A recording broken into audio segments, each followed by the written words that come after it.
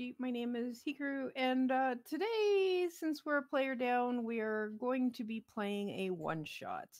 This one in particular is called Flight of the Predator and is a game, one shot written by Team Super Hydra, a new, very awesome mashup of creators on Patreon, including Cze and Peku, who are made the maps, at DMDave, who made the actual, writing, and a bunch of others that I don't have open right now. But yes, go check them out. They've been putting out adventures for a while now. I think this is their fourth, but this is their first as like actual Team Super Hydra, and they made their new Patreon, which is patreon.com/Team Super Hydra.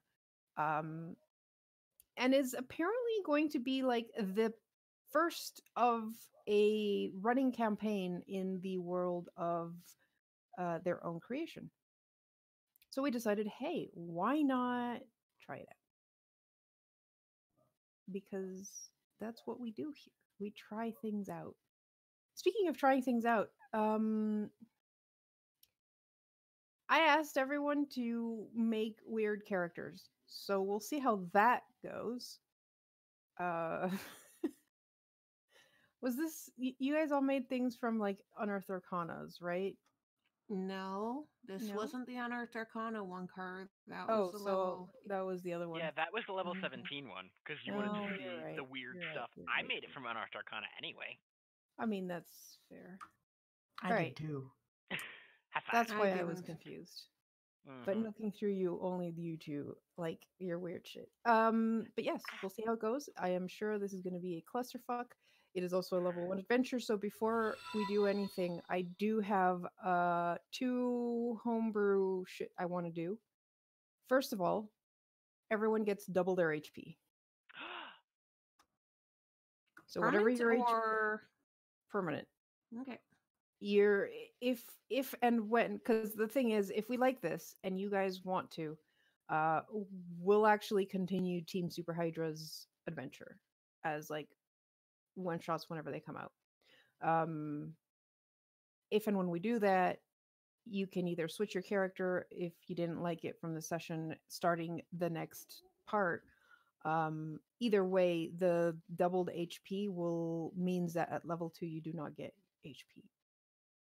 So I'm basically giving you your level 2 HP maxed out right now. Woohoo. Honestly, we need it. Yeah. Just because, yeah, honestly, I always have this issue with 5th edition's first level with the fact that they're so squishy that anything can kill a party just by looking at them wrong. The other thing I want to do to avoid necessarily TPKing you right off the bat is I am eliminating critical damage in terms of 2 dice. Instead, I'm just going to be like, if I crit, you guys take max damage. That's it. And because this is a bit of a gamble, because 2 dice can be more but could also be less, I'm going to let you guys choose. If you crit, you can before rolling the damage, you can tell me I want to do max damage or I want to roll 2 dice. Does that sound good for you? Sure. Mm-hmm. All right, good. Now we've got that out of the way. And before you guys introduce yourselves, I would like to say thank you to our sponsors, Roll20.net, which is the virtual tabletop simulator that we are using right now. That is not a tabletop simulator. Well, yeah, it is. Virtual tabletop that we use to play all our games. Roll20 has a bunch of features like dice rolling, macros, and sheets that come pre-made for you for a lot of different systems, including 5th edition, Pathfinder, and pretty much any game under the sun, and some that you've probably never heard of. Did you know there's some really weird stuff there? You guys should just like scroll down and then look up what those games are. And if it's not there, you can make your own sheet. So there's that too. So yeah, thank you Roll20 for the sponsorship. All right, guys, why don't you introduce yourselves? Just gonna say, Karu, before intros, Craig.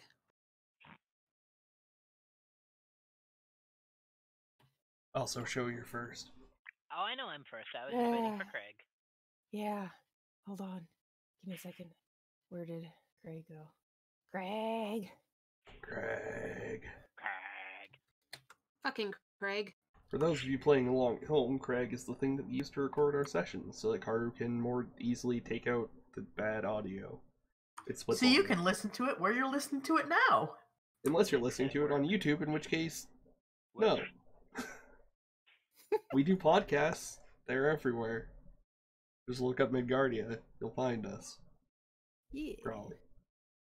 A lot of things show up nowadays if you could search for Midgardia. Do you mean like us? Some of them are even us. Yeah. Most of them are us. Sweet.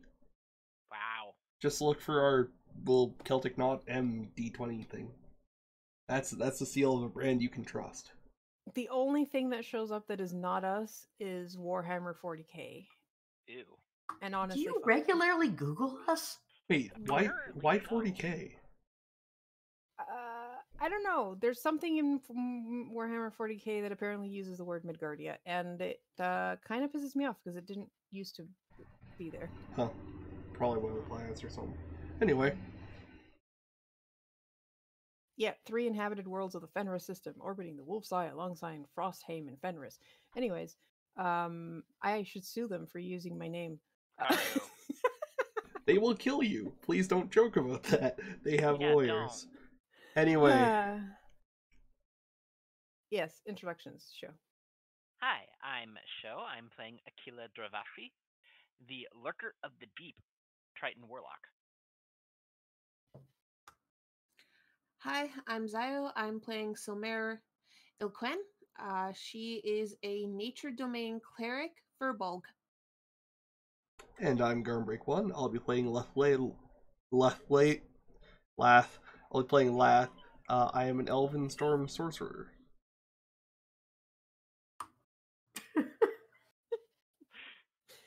Hey, I'm Kai. I'll be playing Rick Victor, the... what am I?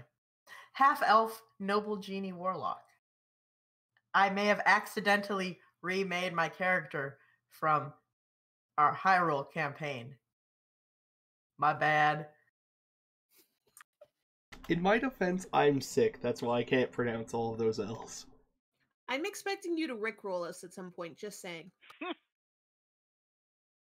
mean, clearly your name is Laflairil. Okay. So the world we're in is called Omeria, and I would love to read more about it, but we don't get that yet. I think DMDave has more information on that, and I do not actually follow him. Sorry, DMDave. But this adventure begins in the city of Omeria. Orbea. Sorry. Orbea. Also called the Maze of Orbea. It's a vast network of channels, canyons, caverns, and natural bridges. It's the home to the enigmatic spider humanoids, the Krieg, which have no place in this adventure. Don't worry. But, you, for different reasons, are possibly in this town. So here's the thing. I let these guys roll for what their hook would be. So 2 of them, Rick and Aquila, work on board the airship blimp, the Predator. So that's their hook. They just work here. They are sailors. Speaking a bit about the Predator, it is an Albatross class war blimp belonging to the Odenburg Royal Navy. It used to be the crown jewel of the Royal Navy, but it's been relegated to transportation duty for now. And your current mission is to retrieve a collection of unique and endangered animals from the village of Pantmar in Odenburg. Your captain is called Cage. He is none too happy about this mission. He's so unhappy about this mission, he's not even here. He's using a remote-controlled suit of animated armor to pilot the ship while he is back at home, recovering from some wounds. But, it's a simple enough mission. You go retrieve the animals, then deliver them. in Knotside, and that's all you have to do. It's great. You also might be taking on some other passengers because that's just how it goes.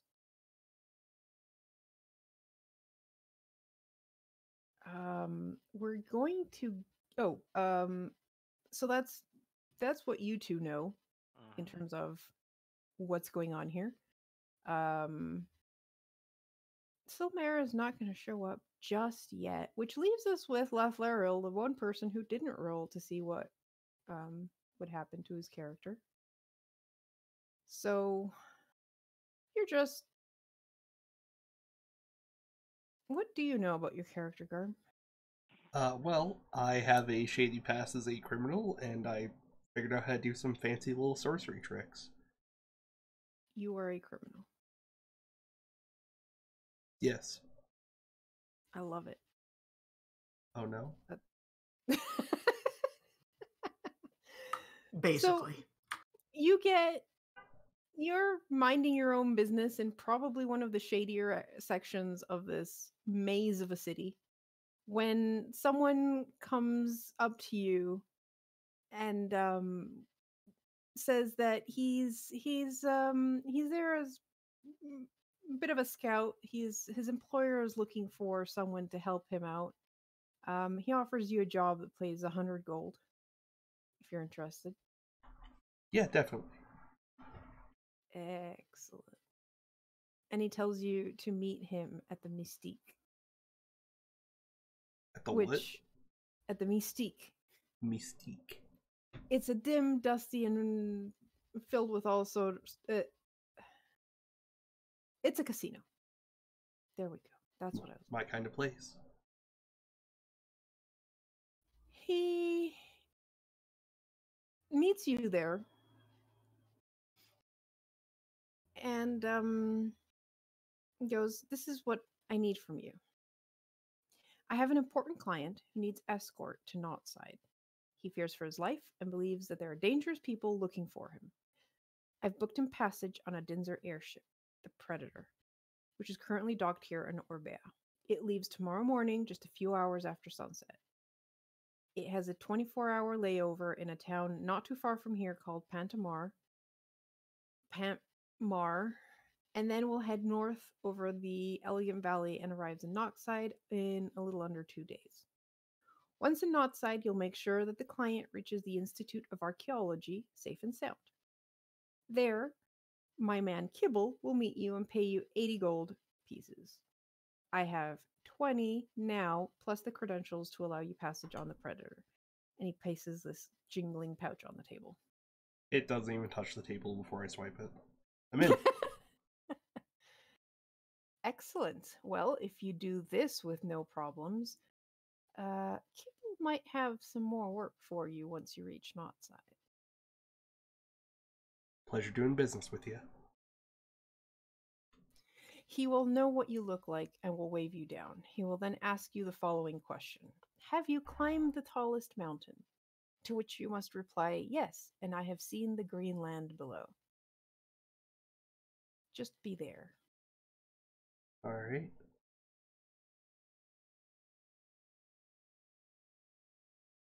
The pouch contains 20 gold and a bronze token stamped with the Eye of Odomberg on one side and a war blimp on the other.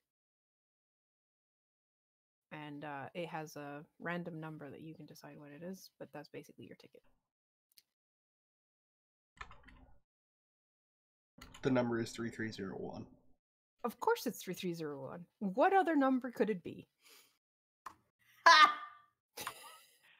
Lol.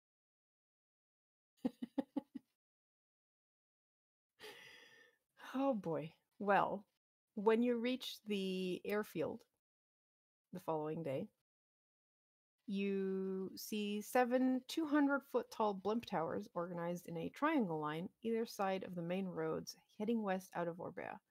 The towers are spaced about 250 feet apart. The main control tower is at the center of the towers. Through the use of illusory magic, a loud, echoing voice issues commands from the blimp's pilots and porters. You can see bright red lights tipping each of the towers, probably used to help guide the blimps. Currently, there's only 2 docked.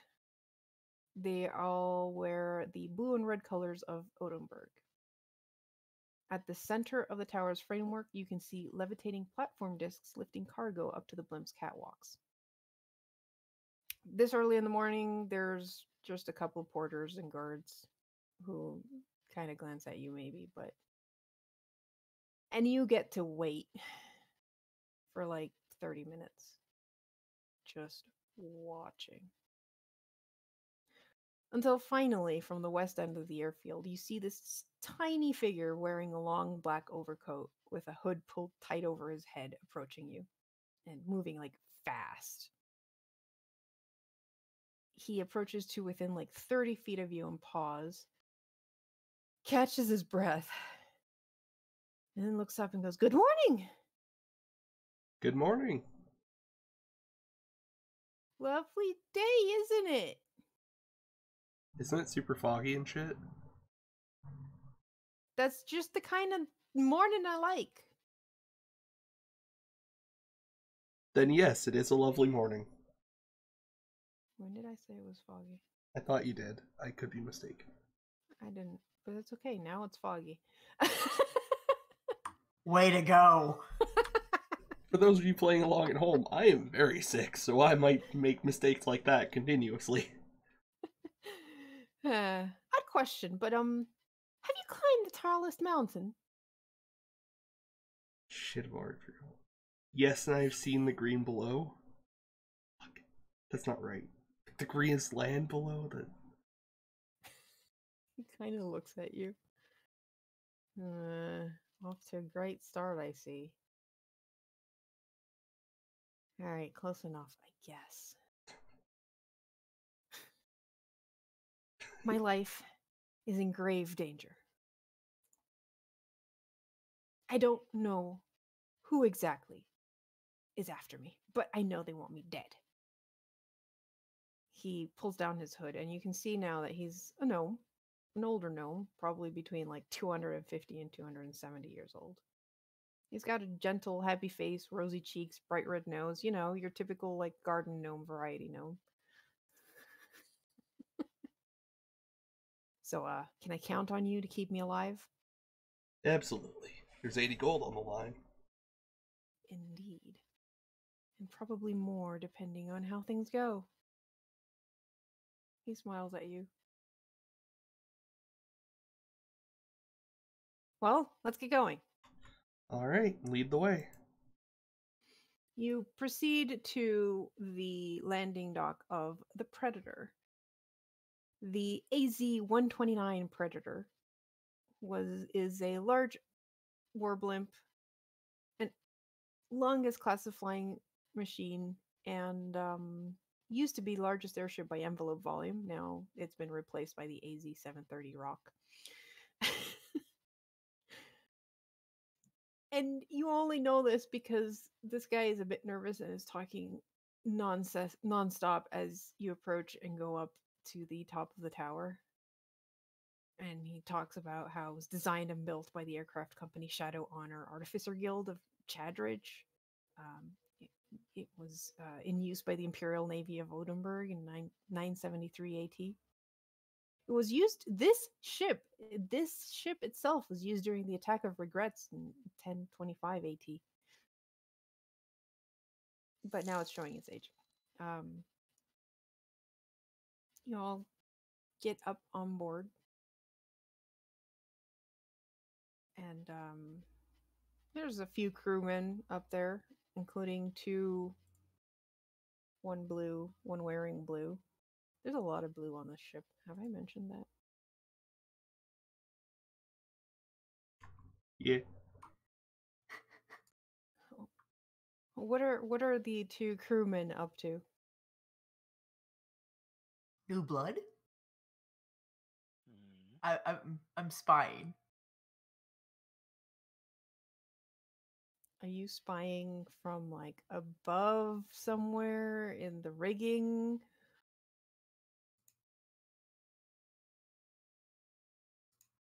That seems high up. I mean, we're in an airship. It's all high up. Yeah, all right. Thanks, I hate it. Well, I'm probably Look, going through the they morning said, checks. do you want to work on a ship? And I said, yeah, that'll be great. And then they said, oh, look, it's an airship. And I went, wait, what? I mean, that's fair. Kind of the same thing. Except I was more excited about it, probably.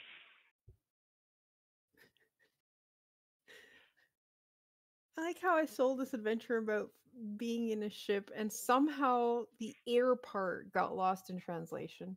Yeah, it just dropped over the edge. Mm-hmm. But yeah, I'm probably going through the morning inspections and routines to make sure that the ship is rigged properly and about ready to go. Okay. Well, the first thing you see, Lath, as you get up there, is a large Shungmo, a panda folk. He looks scary and big, and like really big. He's like 7 feet tall and looks like he weighs like 400 pounds, covered from head to toe in thick fur that alternates between black and white. Absolutely not panda-like. Isn't he pretty? Oh, he's even got blood. You know, that's just spittle. Red. Look, some people really like raspberries. Mm-hmm. Mm. Yeah, he likes Yeah. eating raspberries. He has a pouch of them constantly. Oh.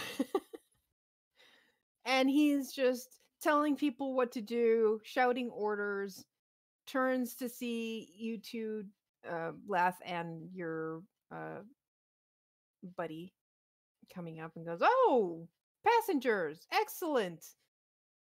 Just on time. Can I see your tokens?" I will give him my token. He checks the token, checks the gnome's token, glances at the gnome for a second, glances at... How tall are you? Elf. You're That's elf perfect. tall. Yes. So like what, like 5'10"? 6 foot according to my sheet. Oh, okay.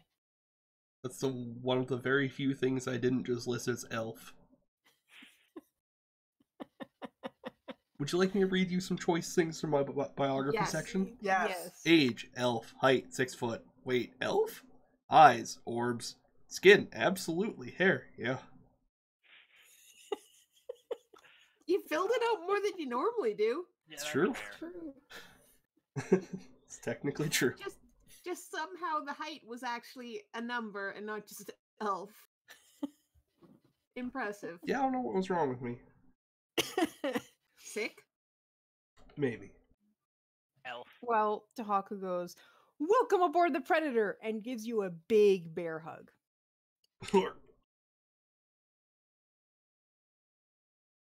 Sorry, not much of a hugger? Elf. Right. Sorry. He pats you on the back and nearly topples you over. I need you to know that gave me an actual coughing fit in reality.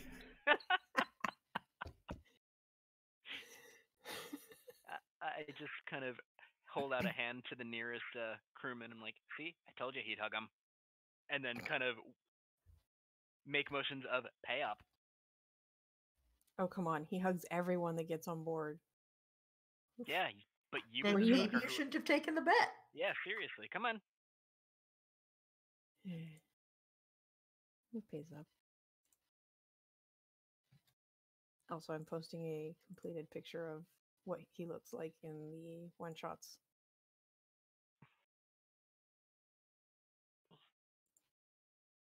Oh. Yeah, that's absolutely blood. But No, he's no, a that's his friendly raspberry bear. harvesting axe.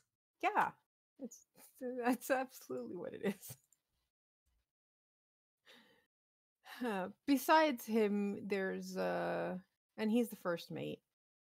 At the helm is what seems to be an absolutely still um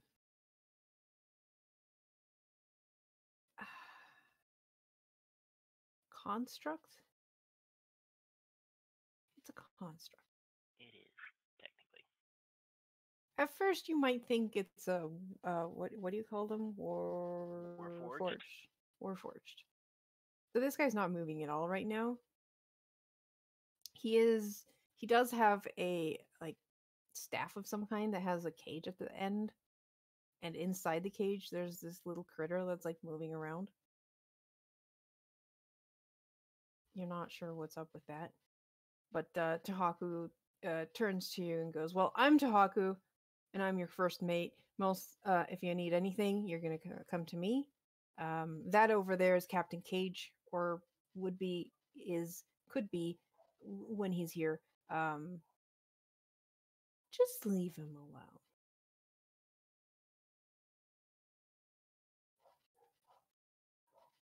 That's just his remote traveler. Oh, I see.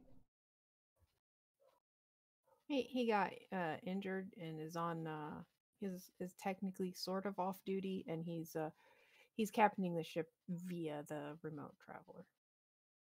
So when he's not here, or when he has to go to the bathroom or whatever, his remote traveler just sits there and stares at nothing. So that's perfectly normal. Don't worry about it. I'd like to not worry about it. Excellent. All right. Well, the ship gets finishes its preparations and begins its journey. Beyond those two and the two weird ones that our friends here are playing, you do notice that there are a couple of other people on deck. Two males. They're just going about their duty and kind of ignore everyone else.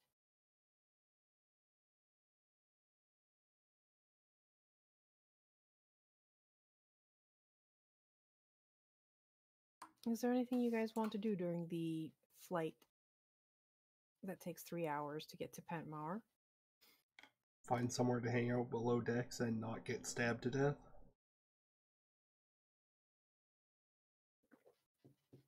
Yeah, that's fair. Is that a frequent thing that happens to us on trips? I mean, I'm gonna glance back at the first mate. Well, I mean, I'm bodyguarding the guy. Yeah, he kind of, for now, seems to stick close to you and looks nervously at every single person that passes by him. But as time passes and nothing happens, he kind of relaxes. When you ask about where you can hang out and maybe get some food, you're pointed downwards, down a set of stairs Into the pitch black void. into Yes. the pitch black void. Yes, that is exactly. The void. Psst, psst, psst, psst, psst. Every once in a while, I make a noise and it kills everything in my face. This sucks. Okay. You go down below, and the stairs lead first to an area that is full of hammocks, and you can tell is where the crew sleeps. And then through another door, you reach what is obviously the kitchen. And inside the kitchen is a female human. Well, not human, I guess. They're all Dinzers. Dinzers are the Omeria version of human, I guess. And she looks at you and says, "Oh, welcome, welcome, welcome. My name is Afuni. I am the cook." Hello. "Please sit down. Have something to eat." I will sit down and have something to eat. Tell me about the food, Karu. Describe it in lavish detail.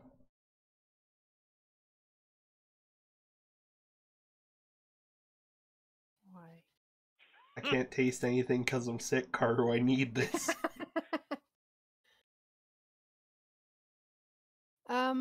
It's actually pretty good. She's got, you know, food out on a plate. God, it's like I'm really there. Karu. Our main DM people. Come on, man. Is it like It's a nice? stew. Is it moist turkey? Yeah, is it a stew filled with like big Um, chunks of potato and pieces of turkey and raven and various miscellaneous animals? And is that a tentacle? Carrots. Nope. Oh, No sorry about tentacles. that. Yeah. Or no is it tentacles. like Not anymore. succulent turkey? I mean, you're on an airship, so I guess there's not as much drag as you would have in a not airship. So yeah, sure, why not? Stew with something that's probably chicken, maybe. Sweet. Could be. Could be seagull. Could be seagull. Could be eagle for all you know. But it tastes like chicken, and that's the important part, you know? The broth is And nice yeah. and thick, and there's carrots and onions, and garlic, And potate. and And potatoes. Ifuna is looking over all of you and going, "You eat everything on your plate, right?" Absolutely. Good, good. That's the way I like it. My character is definitely supposed to be a woman, but I cannot pitch my voice up that high right now. Or at all. Oh, I thought you were just elf. I mean, yeah, fair. That's fair. You could just have a really low voice. I mean, to be fair, with the blessing of Coralon, an elf can change their gender. It's true. Good to know. Be right back, hitting up Coralon. Lol. Alright, so how poisoned am I? Oh, you're not poisoned at all. Genuine Didn't surprise. you actually just have a good meal? How Honestly, if poisoned you is were- the guy that he's with? Looks green. Well, nothing happens much besides a very good meal.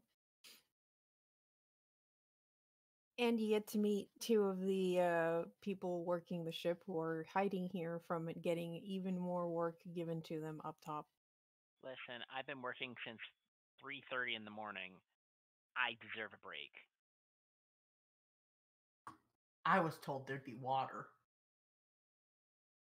But no, there's nothing but these stupid birds and clouds. And that one weird bird that was covered in curry. You need water? Ifuni just grabs a tankard, fills it with water, and slaps it in front of you. There you go, water.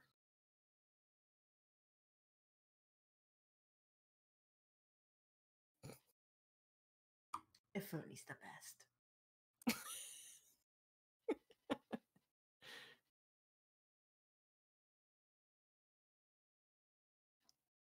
Eventually, you guys feel like the ship starts to shudder and move slightly differently than it has been. Hey, is that normal? Oh, yeah, that just means we're making our way down. We're probably about to reach Patmar. Ah, good. Excellent. Y'all going up top to watch or just staying in here? Yeah, I'll go up top to watch. Okay. Surely I I should won't get probably shot in help the with head.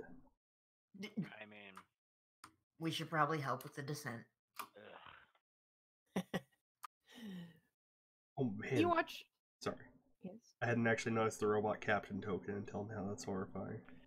That was Can we embiggen the robot captain? Yeah, sure. He's not actually a robot. That's just a dummy. Sorry, Artilla Presential Captain. My god. I love the art on that token, just gonna say. It's I real like the art good. so far. Hold on. I'll post the full image in I appreciate the implication that he keeps a second set of clothing around just for the robot body. mhm. Oh my god. the Well, thing it with saves boobs. space in the closet. Even I leg think- wrappings. but not shoes, weirdly enough. I mean, you don't need shoes. You don't need any of it, Karu. No. That's really where he keeps his second set of clothing, but you don't want to wear out shoes because those things are expensive. Yeah. Yeah, I'm willing to buy that. Yeah, he like comes back, grabs the hat off of it, and puts the hat on. Yeah. Yeah. Preposterous. All right.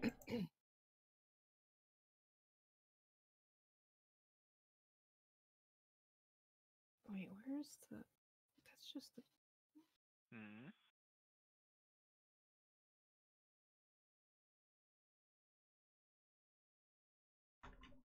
Blue is our DM. Oh god, are we all gonna die? You're all dead now.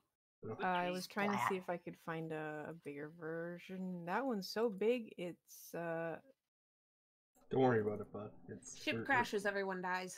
You're killing good. me here, Karu. I knew there was a bigger version because you can actually, like, they included these so that you could print them out as paper minis to put on. There you go. That's a better resolution. Of the captain. Captain. All right, so where was I? Where's the adventure? Come back. Now. We're landing. Yeah. You're landing. Good. It's a good thing you're landing and not crashing. Mm-hmm. You watch as the Predator makes its descent, headed directly for a large wooden dock jutting out from the Messa's cliffside. About 100 feet from the dock, you can see a walled village, the color of the sand surrounding it.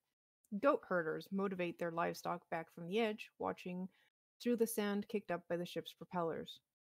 The Predator then sounds its landing horn, a thunderous blast that would rival the largest ocean-borne warships. Anyone want to, like, pretend? No. Inevitably, the ship reaches... Yep, that's exactly what an ocean-borne warship's thunderous blast would sound like. Cuckoo. Oh, garb. I love you guys. Two of the crewmen, I think I know which ones those are, leap down from the deck of the ship. Using 10-foot-long hooked spears, they guide the bow of the ship into the dock. Once it fits, they bind the ship into place. Bow. Yep. By that, you mean we jump off and whoever goes first. Long ladders built for the occasion are then pushed up against the ship, allowing those on board to climb down. And between the boards of the newly built dock, you can see the floor of the desert 50 feet below you. Ugh. I miss the water. Well, Tohaku says, we're here for 24 hours, so do what you want to. We've got layover, and those, unless you're working, in which case you're going to be helping load the ship with the animals and securing the cargo. And he's just staring at two people in particular. I don't know what you're talking about. Lath, your gnome buddy, who has introduced himself as Orner Weros, by the way. Right. He looks a bit sick. He something upset my stomach. I think I'm just going to go lay down. All right. And one of the crewmates, with tan skin, dark bushy beard, walks over and goes, you can use my bunk if you want. It's a private bunk. And he points to one of the doors towards the back of the top part of the ship. Ah, thank you very much. And he walks over with him and goes into the room. I'm going with them. Are you? Yeah. Oh, he'll be safe. I can give him my key and he can lock himself in. I simply can't stand to be away from him. He's my most favorite traveling companion. I don't know what to do without him, really. Orner goes, I'd rather not sleep with you watching me, so you can wait outside. Just stand guard outside the door. How about that? Oh, fine. I will sit guard outside the door. Great. So that puts you right outside of this door.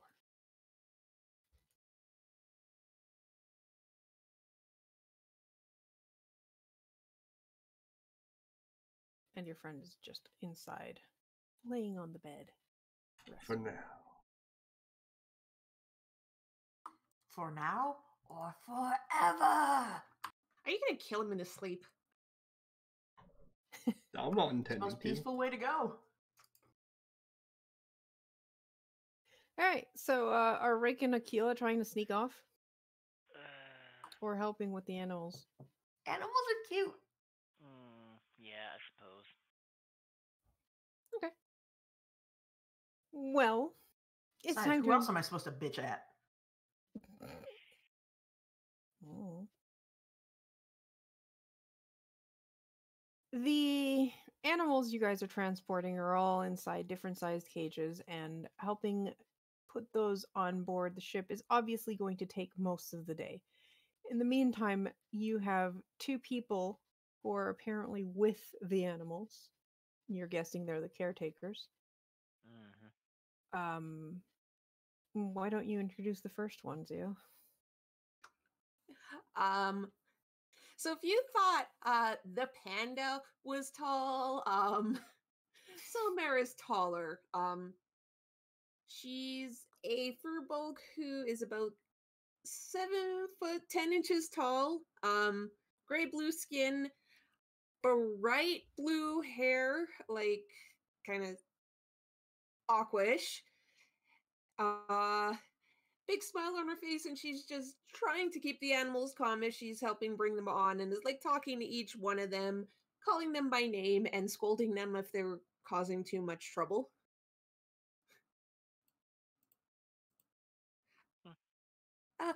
Hello?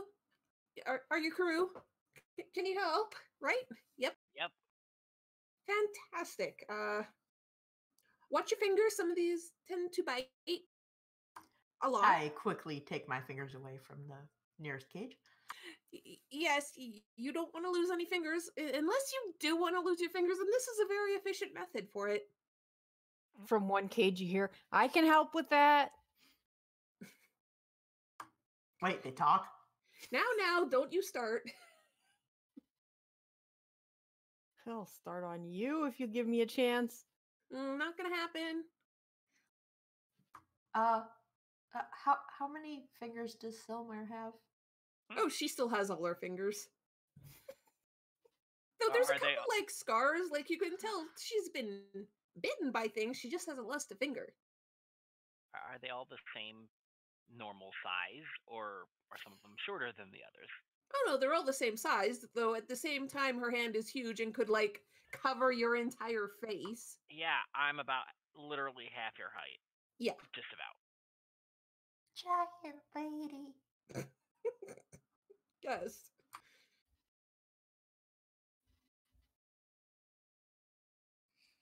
Yeah, you are very short to her. Mm-hmm. Well, I will say that the layout of the adventure is a bit hard to look for things. I still can't find the description of the other one, so I guess you're on your own. What? Hallam's supposed to be here. I Oh, just don't know hey, this. I found him. There you go. Hallam Salim. He's 6 feet tall. He has a crooked, gapped smile, quite friendly. He goes up to Akila and just cups your hands in his and says, thank you for the help. It is incredibly difficult to keep all these animals and creatures protected, and it'll be so good for them to be in the larger zoo waiting for them than these small cages. Thank you so much. And he turns and does the same thing with Rick. Hey, are any of those animals aquatic or amphibious? Possibly. Because there are a few things. Well, everything that you see on top of the ship is whatever you guys want to make of the smaller normal animals. Once those are brought on board, actually, before those are brought on board, you do have to take care of the bigger creatures and put them down in the hold, which means bringing them from down into the hold and then into their different cages. That includes 2 harpies, 2 hippogriffs, 2 axe beaks, 2 manticores. I think it's 2 hippogriffs. Yes, I think I already said that. You did. A family of owl bears. It's 2 owl bears and their 2 cubs. A hook horror, an otyug, triceratops.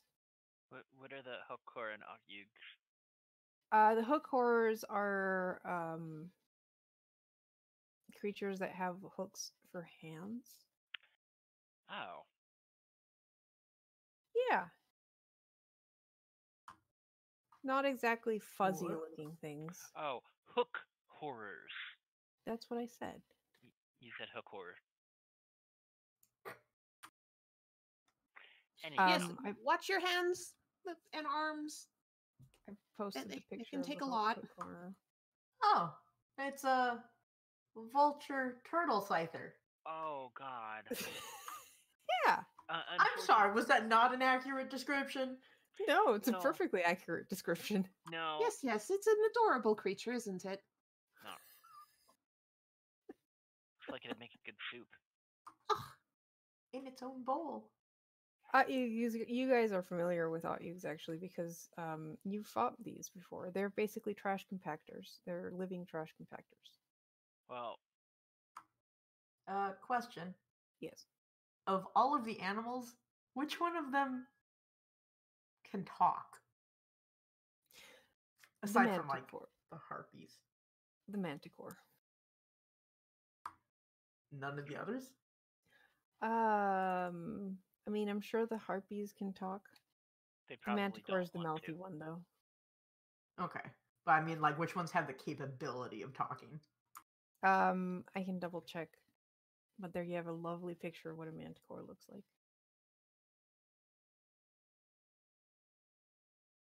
Beyond that, you also, I think, I forgot about the Grick and an Ankag. What's an ankag? Ankags are bugs with only 4 legs. I guess. No, maybe more. They're bugs. They're really ugly. Ugly. Ugly. Ugly. I think it's just the harpies and the Okay. manticores. So nothing with, and there's nothing with the swim speed. Damn. There is one like glass jar full of like black goop that Silmara is very careful about. Don't break the jar. Just careful with that one. What is it? That's black pudding. Oh. Kitchen's Okay. back there. No, not No. that. This is extremely dangerous. Don't just leave it alone. It's not food. Well, then why'd they name it after a food? Are you talking? It was because of the researcher, Sirius Pudding. Rest in peace. He died horribly, but he gave it the name before he died. So, when you were saying it's not food, were you talking to it or to us? Both. I figured. Yeah. Fucking amazing. Oh, it's a serious black joke. I got it. Seriously, the kid. Oh my God. Good job, Garm. I'm sick. I know. I understand. Also, I don't, Implying that would have been any faster if you weren't. I don't powder the Harrys. It's, you know.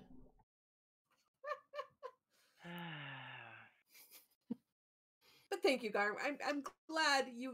It took a while, but I appreciate you noticing it.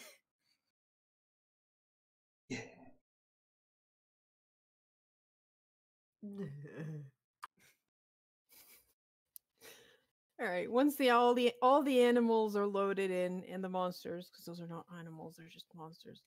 Creatures. Creatures are loaded in. You finish uploading. You finish loading in all the dangerous creatures, and then all the mundane ones get to be on top of the deck because they're less likely to, eat someone if you decide for some crazy reason to go into their pen.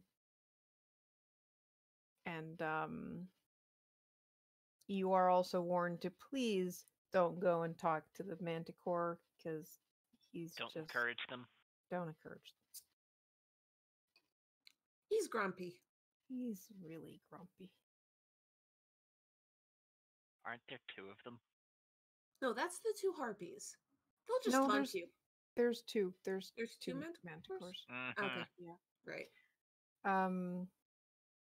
Hold on. Let me scroll eternally until I find the things again. Shari is not as bad. She's more controllable. It's Gan. Gan is a piece of shit. He just really doesn't like getting his spikes removed.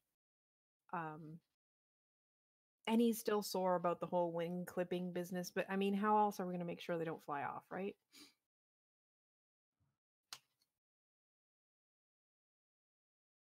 And he looks at Silmare and goes, by the way, it's your turn next time.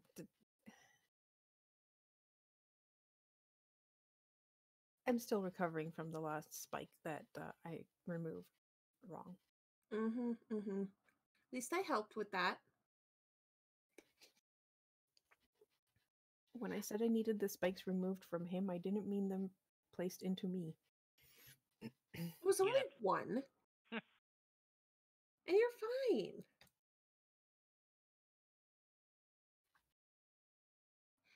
fine. Anyways, who should we be talking to now that all the animals are on board? It's been kind of chaotic since we arrived. The big bear walks over. Hello! And he just gives you a big hug. Once he lets go of Silmare, she hugs him back and lifts him off the ground. Oh, I like you. Well, thank you. Tahaku. I'm your first mate, and is there anything I can do for you? How long do you think this trip will take? Hmm.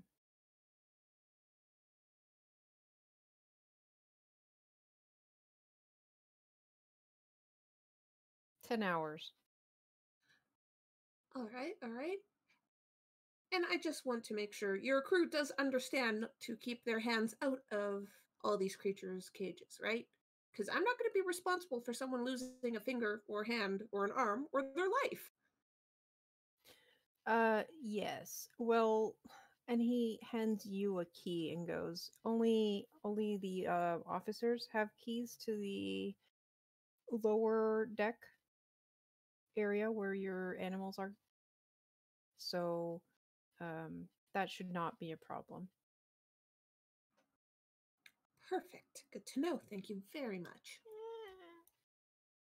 I keep forgetting that if I scroll on Roll20, it moves the map to the left. Roll20, please fix that. It doesn't do The that thing for is, me. it doesn't do that to me. Great, so it's just a me problem. Direct scrub. What browser do you use? Firefox. I use That's why. Firefox, and it doesn't do that to me. Well,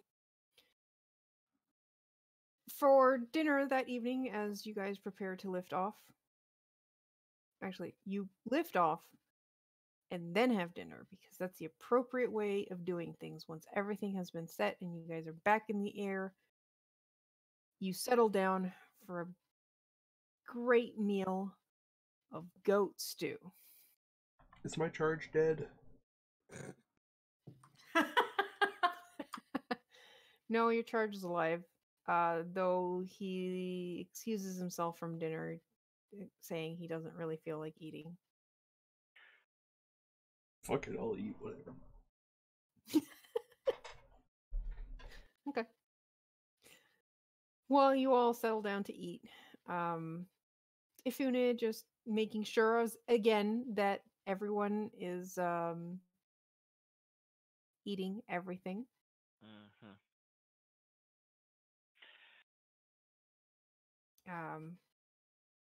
Kind of counting heads, she goes, "Hey,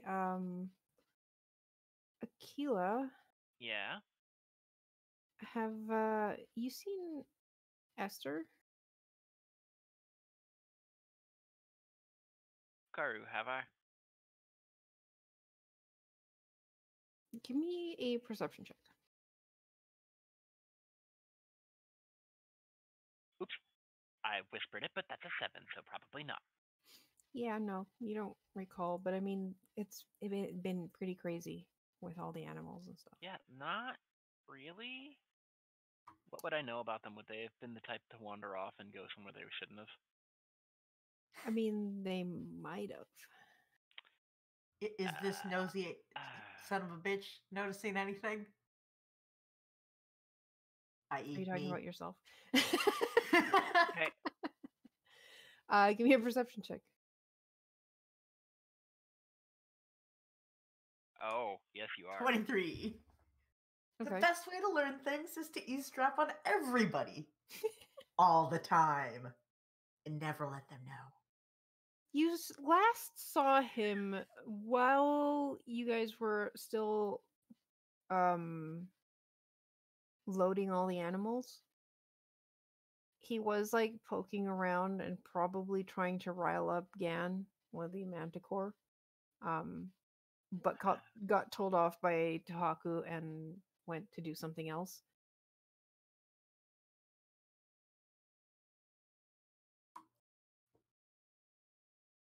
Should he have been done with that by now? He should, and he's not the kind to miss Ifune's meals because they're really good and hearty, and she gets on anyone's case who actually skips a meal.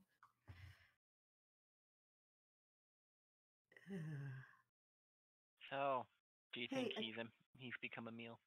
Akila? Mm-hmm. Not that I wouldn't be opposed to taking Esther's food. But, dibs. Oh, I'm already reaching for the seaweed rolls. Rick, why don't you go ask? Well, where Evoxar's up top. Why don't you go see his manifest? See if he was counted for when we left Pantmar. Maybe we left him behind. Yeah, alright. I am only doing this and you getting the food because I think that would be hilarious.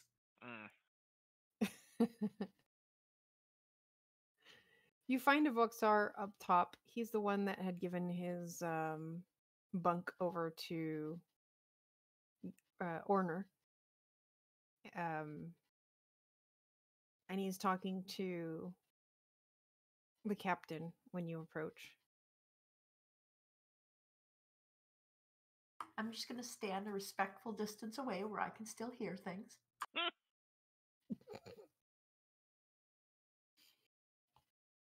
He's just talking about, well, they've all been secured, and as long as nothing happens, we should be there in 10 hours. It'll be a short flight, and then we can get rid of all the animals that are crowding our... Do you think they'll actually give us something like a proper mission? And the captain just like gives a shrug. Maybe.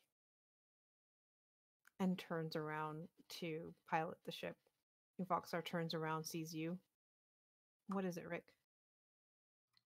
I was just wondering if we left a certain pipsqueak back at dock. And if we did, if I can have his stuff. He pulls out a clipboard, checks the manifest. No, Hester was accounted for.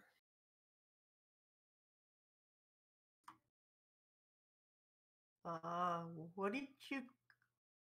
Uh-oh. Okay, thanks, bye. And I'm just gonna go scurry back to the kitchen.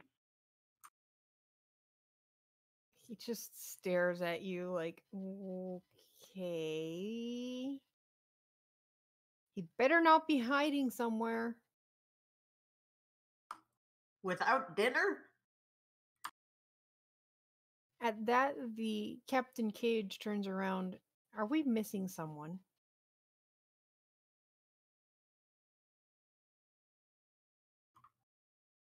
Rick? No, I'm gone. That way I only have to answer to the one with the manifest, not the captain. Okay, so you go back down to where the rest of the crew is currently having dinner. I'm gonna ask them if anybody's seen our little pipsqueak. Hey, look, our names all got longer again. God damn it.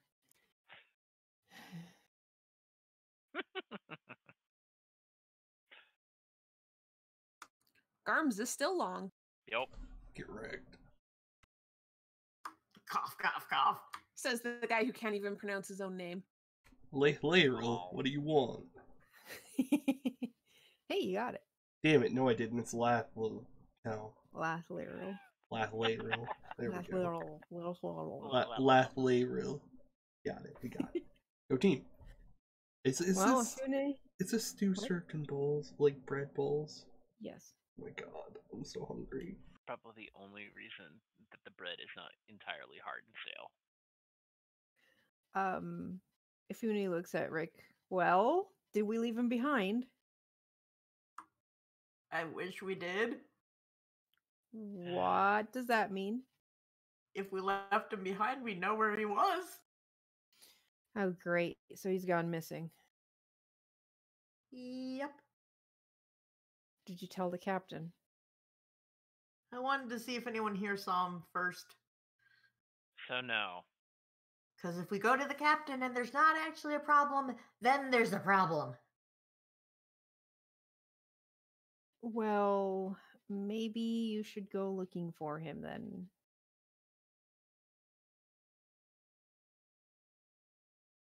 Do you think you would talk to the manticore again?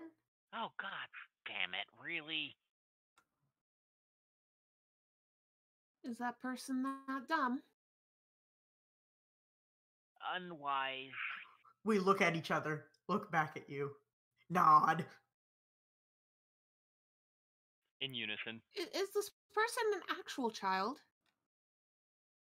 Is this person an actual child, Carter? No.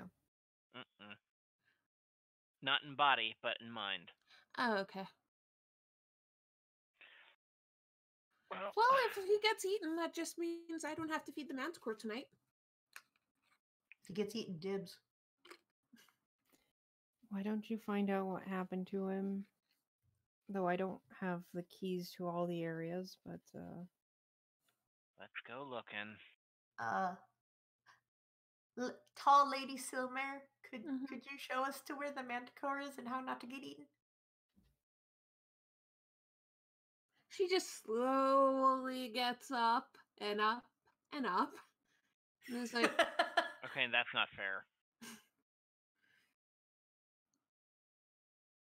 it's not my fault you are very tiny. Snicker, Follow me. snicker, snicker. I'm gonna kick Rick's shins. She just heads towards where she knows the animals are. Like, she has the key at least to that. I'm gonna follow them out Karu. of curiosity. okay. So this way, Karu? Yeah. So this way into the hold. This is area 12. This is the hold. I'm gonna do a thing. Yeah. Maybe. So where I put the circle, the square is where on the roof you can see the hatch that goes to the top. Mhm. Okay. You have doors immediately to your left and right here and at the end of this long hallway.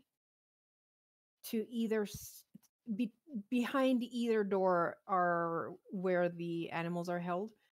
Just for the sake of making sure things keep as quiet as possible, you placed one of the manticores on either side. Gan is towards the starboard side, and his mate is on the port side. So these are just doors going into another area, not into their actual pens? Okay. Yes. Oh, okay. Oh, I enjoy that you have a list of which way is left and right. Because I know you looked that up for this. oh boy. What, the starboard and port? Yeah. It's actually written on the map. I even have what the bow is and what the stern is. Hey, Carter has some naval experience. Although I guess it was probably all in Spanish. Wait, Yeah. where'd everybody... Oh, God, what happened to these poor icons? They had a bad God time. damn it. So icons in D&D are square, circle, but square in shape. And these pens are very narrow. So all the large creatures had to be squished to fit inside their pen. No wonder they're cranky. To be fair, the 10 by 10 is their like fighting space, not how much space they occupy. And yes, that is a bullet. Ooh. So there's that. I thought of possibly just making them all medium sized, but then that doesn't really give them justice in terms of these are big, funky, fucking dangerous creatures that are in tiny ass 10 by 5 pens. But you know, like horses. Huge power. Itty bitty living space. Hey, And- you would say that. To Only be fair, for 10 hours. to be fair, horses are also considered large, which is 10 by 10, but horses are definitely not 10 by 10 sized.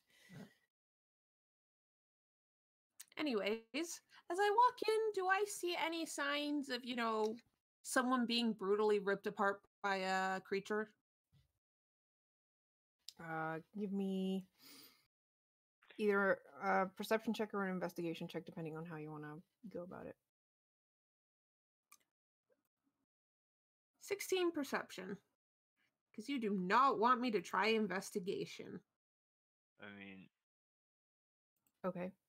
7 investigation. Eh. 1 sec. 22 perception. Okay. Silmar and Laflaryl, you notice that there's some drag marks near the door. They seem to be heading inside to the Blet's pen. Hey, there's some drag marks here. Oh, sorry, Rick, you do too. Huh. You hear Gan just chuckling. I would like... Now, Gan, what did you do? Nothing. Mm-hmm. Yeah, the bullet did it. Excuse me, Manticore, sir. Have you seen a... And I describe Esther. I'm watching Well, Manticore. It's pretty cramped in here. But maybe I did. Maybe I didn't. What's in it for me?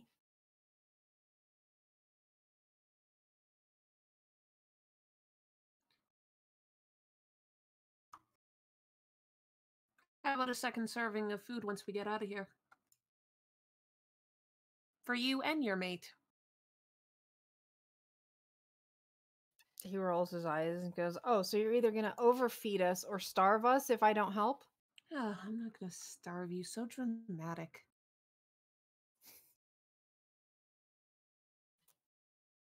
I'm sure that the ship's cook could help with your meal. We already got fed. Try again. How about you free me, you jailer? I don't even have keys. Again, so dramatic.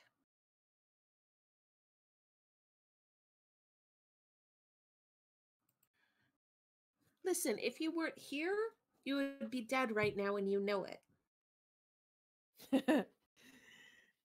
Like the guy you're looking for? Most likely, yes. But you would have died at the hands of a whole entire team of adventurers, remember? Uh-huh. I can tell you who killed the guy. I saw it. Oh, someone killed him. Thanks for that information. It wasn't just him being stupid and walking into a pen. No. Good to know. So what's it going to be? Do you want to free me finally and let me go? You were trying to say fly off, weren't you? I am going to point out a couple things with that. One, if I let you go, you tried to kill me, and I don't want to deal with that. Two, if we let you go and I somehow survived, I'd have to get you back at some point because myself and Hallam are now responsible for you and your mate. Third of all, you'd end up being hunted down by adventurers. Once again, this is what happened to you. It's what happens when you get too cocky and go to places you shouldn't have in the first place. Well, clearly I've learned my lesson. No, you haven't. How do you know? Because you're smirking right now. And what does smirking have to do with anything? Have you seen my face? Have you seen my mouth? Yes. You're also a smartass who lies through his teeth. Oh, so you think I'm lying about the killer? I mean, I'm not the one that has the problem. I'm not on a ship and need to worry about the fact there's a murderer on board. Sure, the captain would love to hear that. I'm not part of this crew. But, I mean, there's two people here who are part of the crew here who could easily just tell him. I'm sure it'll go great for them. Exactly. We could just tell him the Manticore did it. Yeah, good luck with that. I'm still in my cell. I haven't gotten out. And the blood trail goes into the bullet. So you'd be better off accusing the bullet of eating him. I'd like to slip away and go check on my buddy. Okay. You slip away back to the Wait, are you going to tell the captain on us? No, I'm gonna go check on my sick friend. Okay. I will consider telling the captain on my way. But yeah. How's my boy doing, Kurt? Let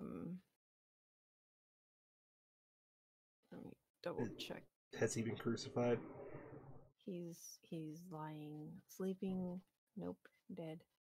Hold on. I am once again suffering of information is all over the fucking All over the fucking place.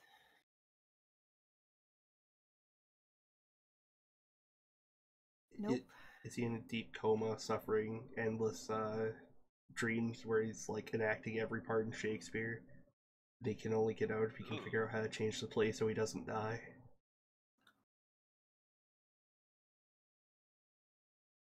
That sounds dreadful.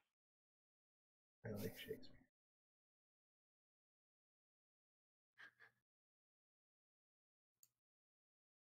Did he get his ass kicked by a guy wearing a hairnet with psychic powers? Yep. What the fuck? What? Wait, that's the one that gets a reaction? No, they all were. It's just reached the tipping point into now I have to verbalize the what the fuck. Because Garm, what the fuck? Alright, I ran out of ideas and started reaching for shit that I saw in Red Supre, which is what the last one was. Galarians is a terrible game. Okay. So you go back to Ivoxar's room and find your charge in bed. He Did? kind of moves as you open the door. And he's like, I don't. Oh, it's just you. What's up? Don't worry. Continue sleeping and being safe. I'll close the door. Okay. Ma, I'm gonna hang out here until somebody tries to murder me. Okay. What are the rest of you Watch, doing? it turns out to be the guy you're guarding is the murderer. I'm seriously considering that's a possibility. Yeah, same. What are the rest of you doing? I'm studying the bullet pen right now to see if there's, any possible piece of, say, fabric or a personal item left behind. Like, I want to see if there's proof that some poor motherfucker was thrown in here. Okay. So you check inside the cell, and once more I suffer from layout problems, and I have been scrolling up and down this fucking PDF. Oh yeah, it's not bookmarked. It's not bookmarked, and information is all over the place. So like finding what I need is a pain in the ass. Important critique. Yeah.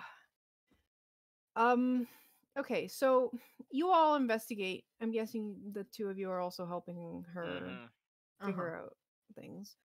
From what you can tell, whatever happened, there was a body that was dragged from the dining room to the Bullet's cage.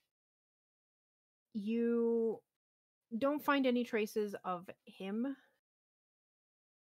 but Silmare, you do notice that it looks like the Bullet is not feeling very well. Like, even after you guys come in and check it, like, it knows you already, but it's like sitting in a corner looking all sad and dejected. Bill, what did you do?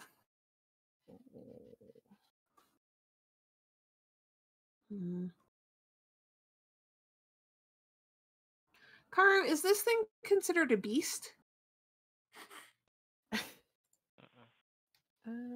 Important question. It is considered a monstrosity. What do you want to do? I have this, so I was wondering if I can communicate with it, because I'm a furbolg. Yeah, okay. No, this is actually a monstrosity. It is considered a monster, not a natural being, despite the fact that it's just a land shark. I mean... Okay. That also means speak with animals would not do anything here, because it also requires it being a beast. Yeah. You can give me a medicine check if you want to check the Bullet, though. Yes, I'm going to do that. Absolutely. Okay. I am concerned about this poor animal. If you'd like, I could aid you. Fantastic. Just keep your fingers back. He tends to nip. 16. Fucking fuck. Okay. You realize that your Bullet is poisoned. Oh, rude. Who the fuck poisoned my Bullet? And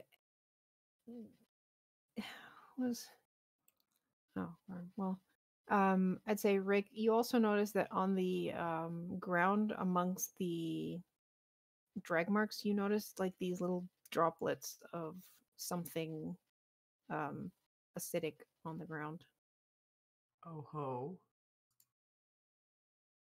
Shit.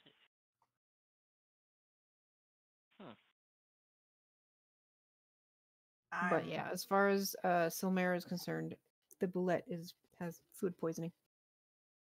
Yeah, I'm gonna go back into the hallway, grab our cook, and then go find the captain. Yeah.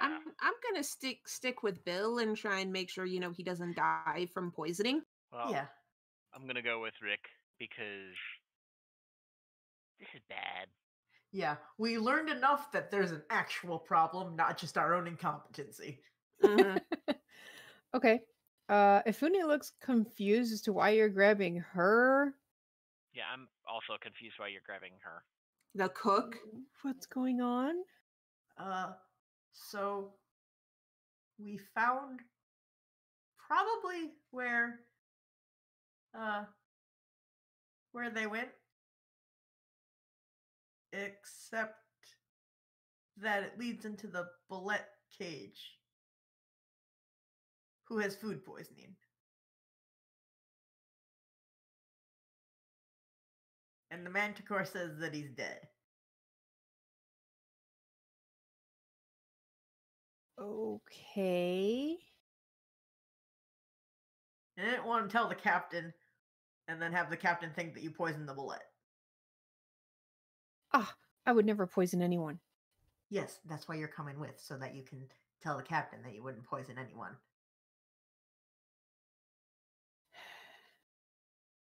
So you're telling me the bullet is poisoned Uh-huh. after it ate our companion? Well, that's what the manticore says, but I'm pretty sure the manticore is always lying. So I'm not actually sure. Okay. There were drag marks, though. They were drag marks. Huh, So, didn't they lead from the dining area? That's weird. yeah, so someone was dragged. Someone.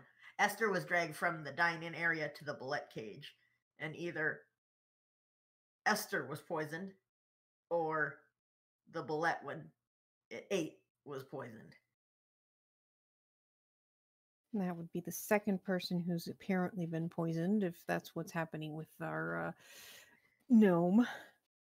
But I didn't poison anything. And I'm the one that serves the food. I'm the one that makes the food. And I don't let anyone touch the food. Yes, I know. But you know the captain's still going to ask. Yeah. And you say that someone trying to frame me? This is bad. Why did they? I wasn't in the dining room earlier. I was checking up on things inside the hold. You know I cook in the back. I know. And we all ate dinner too. And none of the rest of us are feeling bad. Okay. Well, then you have to find out who did it. Well, if we go now to the captain, he's going to blame me, and then I'm going to be in dark problems. Dark problems. Dark problems. It's a Dinser saying. All right. So if we haven't made it to the captain yet, maybe we'll run into Les Laeral. And He is up on deck. We'll see if he's the same kind of poisoned as the bullet. Okay.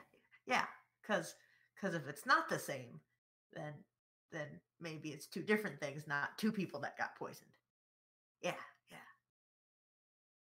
That sounds like a great idea. Airsick. Maybe he is just airsick. I would like to go ask our new friend to see if our new friend's charge is airsick or he ate something funny. Okay. You find Laugh up top, guarding the door to his charge. Her.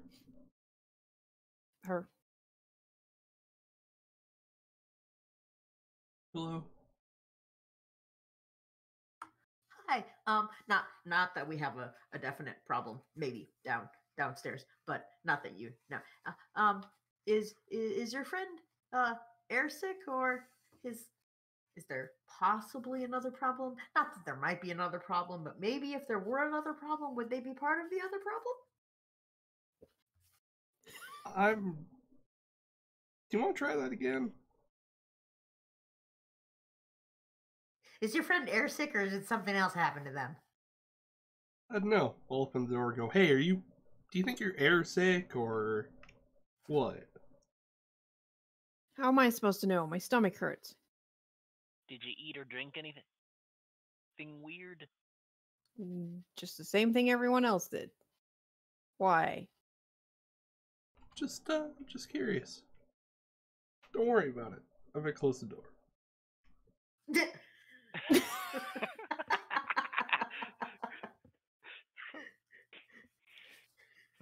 So to Does answer that your question, actually I don't work? know.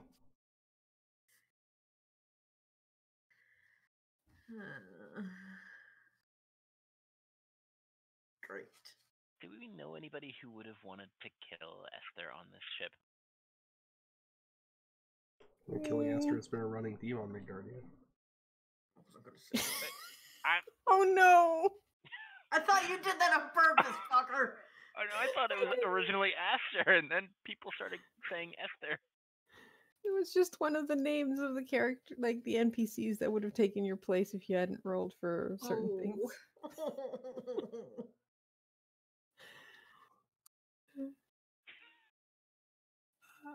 So Way to go. Tune into Avernus Monday nights. sometimes. Maybe.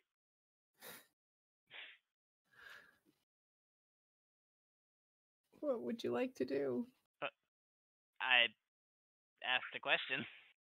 What was the question? Would somebody on the ship Oh. seriously consider killing Esther? No, And if so, why? not really. Because It's- I'm presuming that they're a pain in the ass. It's a bit of a pain in the ass, but like not I want to kill him pain in the ass. Sure, like maybe he gambled and won more than he should have. No, not really. Right, that's probably me. Whoops. Yeah, did Esther have a habit of like eating early or sneaking? He did have a habit of sneaking into the kitchen and stealing food before dinner was ready. And also had a habit of coincidentally sneaking into the kitchen to avoid duties. Mm-hmm. Hikaru, But I mean, a lot of you do that. what was the captain injured with? Food poisoning? No. Okay. He was injured in battle. The fight against the legendary pilot Jack Daniels. I mean, I think it had something to do with the Battle of Regrets. Where they took on The feared The Captain le- Morgan. Uh-huh. where regrets were had.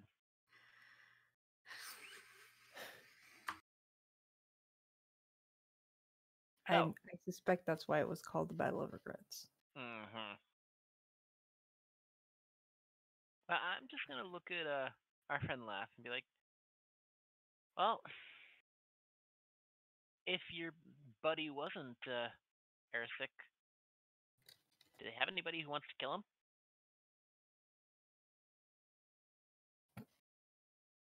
I'm grasping at straws here.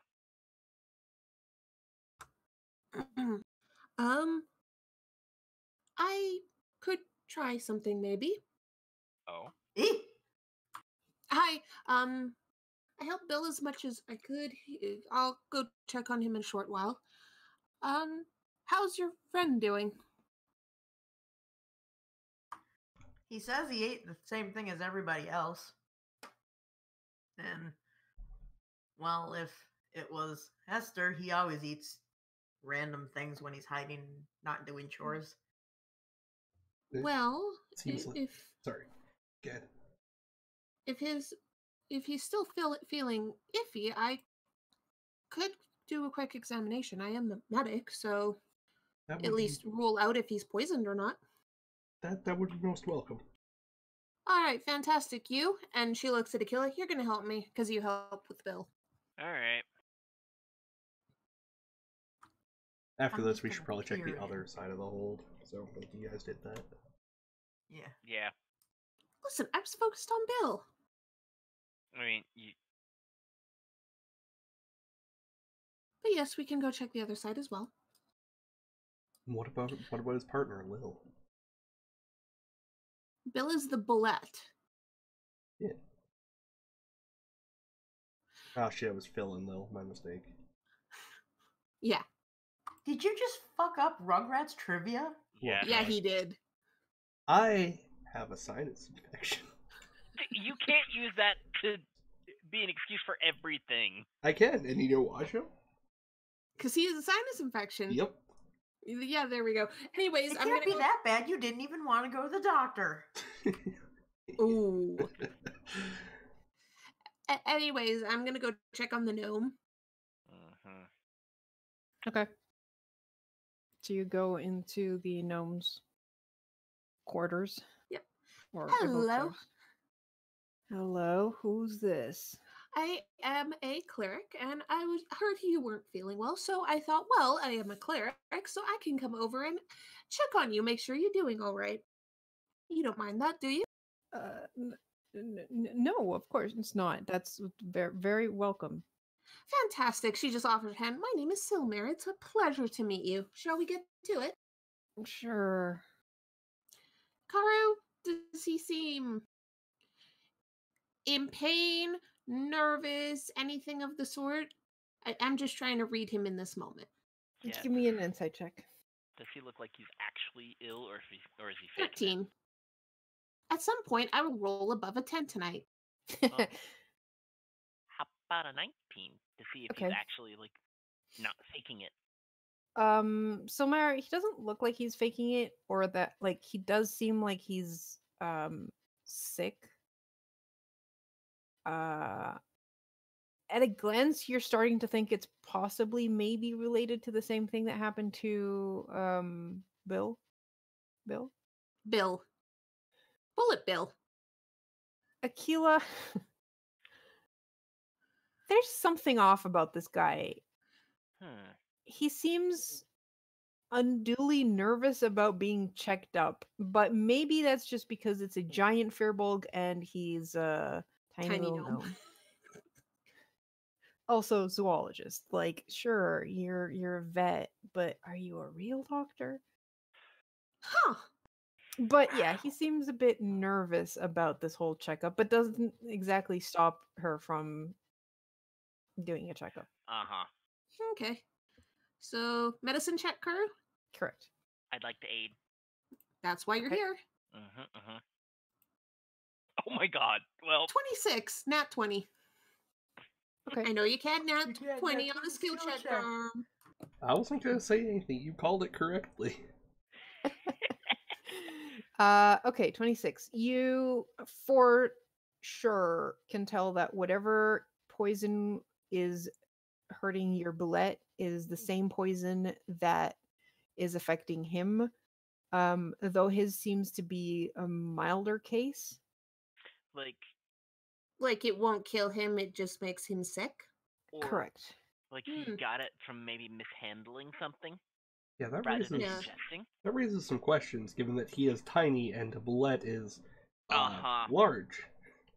Yeah, I think it's more of possibly intentionally poisoned himself to make himself look innocent, but made sure it was just a little bit. Karu, does he look otherwise ruffled? Like maybe, I don't know, got in a scuffle and perhaps dragged somebody? Like scratches on his arms or anything like that? Signs of a fight.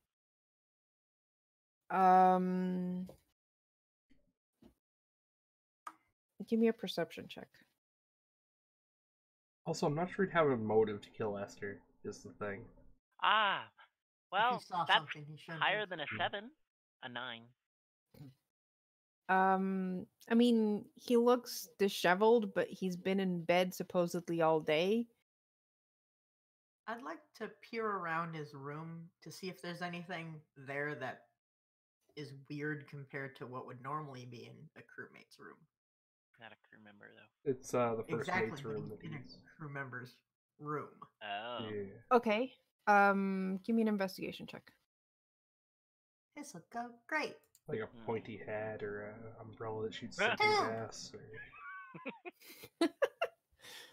You start looking around and then immediately feel like you shouldn't be doing this when the first thing you open has Evoxar's underwear in it, and you just immediately shut it and go, I should go check on Afune.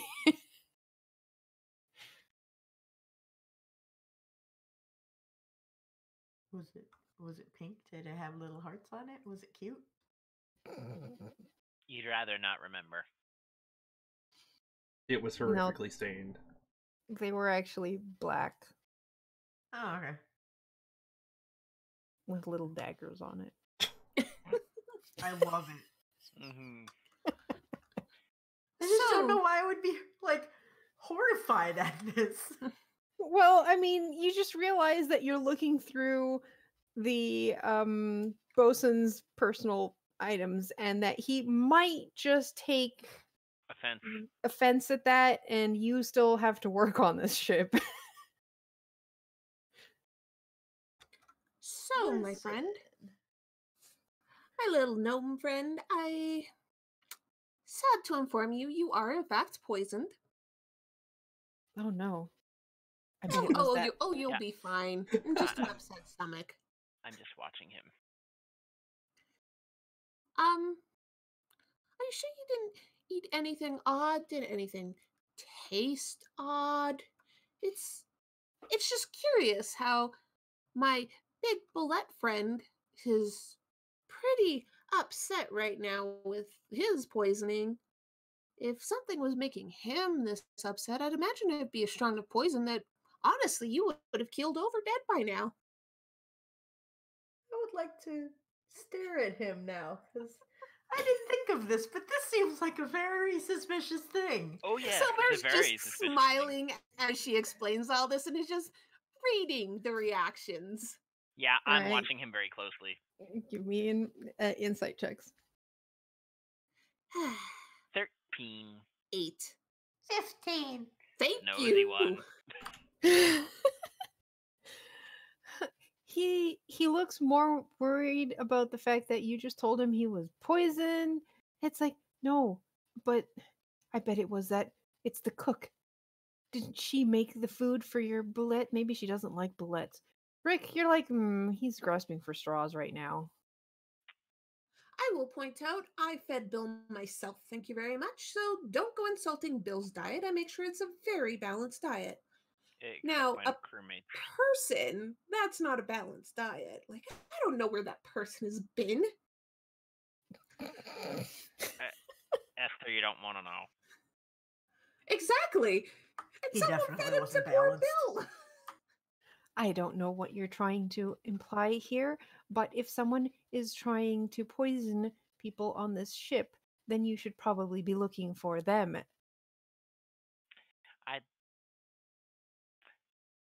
I mean, it could also just be food poisoning. Let's be real here. That would explain why your small stomach is just irritated and not, again, keeled over dead. Which, lucky you, by the way. Yes. Oh, that is fucking suspicious as hell. Let's go in. Anyways, we should go look for whoever is causing this issues. Make sure to stay here, though. Oh, she grabs something from her bag and hands it. It's like, here, keep this with you. If your stomach gets too much more upset, just eat some of this. It should assist. But maybe avoid any other kind of food right now, just in case. I was planning to. Fantastic. Well, rest well and just stay in this room for now. Okay. And Silmer just walks out. Yeah, I'd also like to walk out. Then Me I'd like to too. look Is at... there a way to lock the door from the Oh, I was outside? thinking of a giant barrel or box just put in front of the door. Or could There I freeze the are. door so You that... do notice that while you were in the room, there are 2 doors. One leads out to where Lethlerl was keeping watch. The other one seems to lead into the middle of the ship. Huh. Okay, 2 crates then. Good to know. They probably open inwards. Yeah, so it doesn't matter if the little tiny gnome can't move the thing in front of the opening. Yeah. I was going to say, I can lift 1,000 pounds. I don't know what that tiny gnome can lift. Just put an animal cage in front of each one. Oh my god. They're all full. No, a bitey one. Yeah. So he opens I the don't want door. more of my poor creatures to get poisoned. It's a deterrent. Although maybe I have some that aren't affected by poison. Give me a few minutes. I'll go check them. I would assume that I would know where that door probably goes to. Yeah. You know that door goes to the captain's drawing room. Normally it's basically this room that's situated between the officers' quarters, so between Evoxar's and Kizar, which is the other officer. Um, Cage opted to remove the tables and chairs of this room, which is supposed to be a room of entertaining. It's now just kind of a glorified thoroughfare leading to the stairway at the end that leads down to the control room of the ship. Huh. That's concerning that he has a way to get to the control room on the ship. You do recall that Evoxar gave him a key so that he could, if needed, lock himself into the room.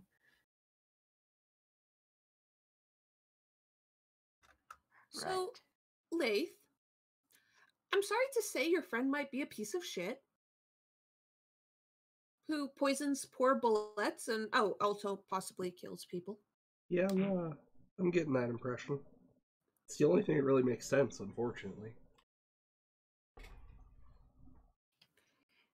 So, people who work here, how intimidating is that big panda guy of yours?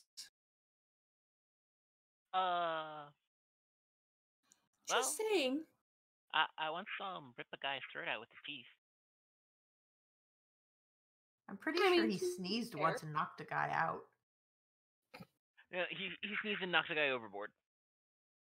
He was very sorry about that one, though. I don't think that was actually on purpose. Yeah. So you think little gnome, not Buddy, would be intimidated by that? Oh yes. If so, you might want to go mention all this to him. We're gonna have to anyway. I mean, yes, you should. You work here. I'd like to go find our panda friend. I'd like to go with and make sure that Rick is in front of me. Okay. Panda don't know. You find Tahaku in the main area of the bow of the ship. He's kind of crouched down beside one of the crates, one of the cages that has a bunny in it, and he's just like, "Oh, don't worry, I just want to pet you." And the bunny's just God. scared at the very back of the cage, just staring at him. Please be nice to the bunny. I am, but it's so cute. I want to touch it. I mean, it is a bunny. If you'd like, I can take it out. It might be a little more calmer in my arms, and I can sit down with it, and then you can pet it. Could you do that for me, please? Yes, absolutely, I could. Except maybe you should wait. Not now. Remember, we've. But bunny. Excuse me? Yes. What can I do for you, Rick? So we thought maybe Esther was left back at port, but I checked with the manifest, and he's definitely not at port. And there are some drag marks from the dining room to the bullet cage, and the manticore thinks that somebody dragged Esther and tossed him into the bullet cage. The bullet is poisoned now. Which means that it's likely that Esther was poisoned. Except for if a bullet that big was poisoned, you'd think the other person that was poisoned would be dead. Especially since the other person that's poisoned is a tiny gnome who's been given keys to all of the executive quarters.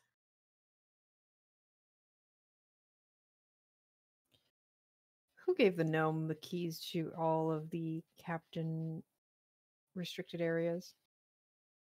The one whose room he's sleeping in. He kind of looks sideways at Evoxar. You gave him what?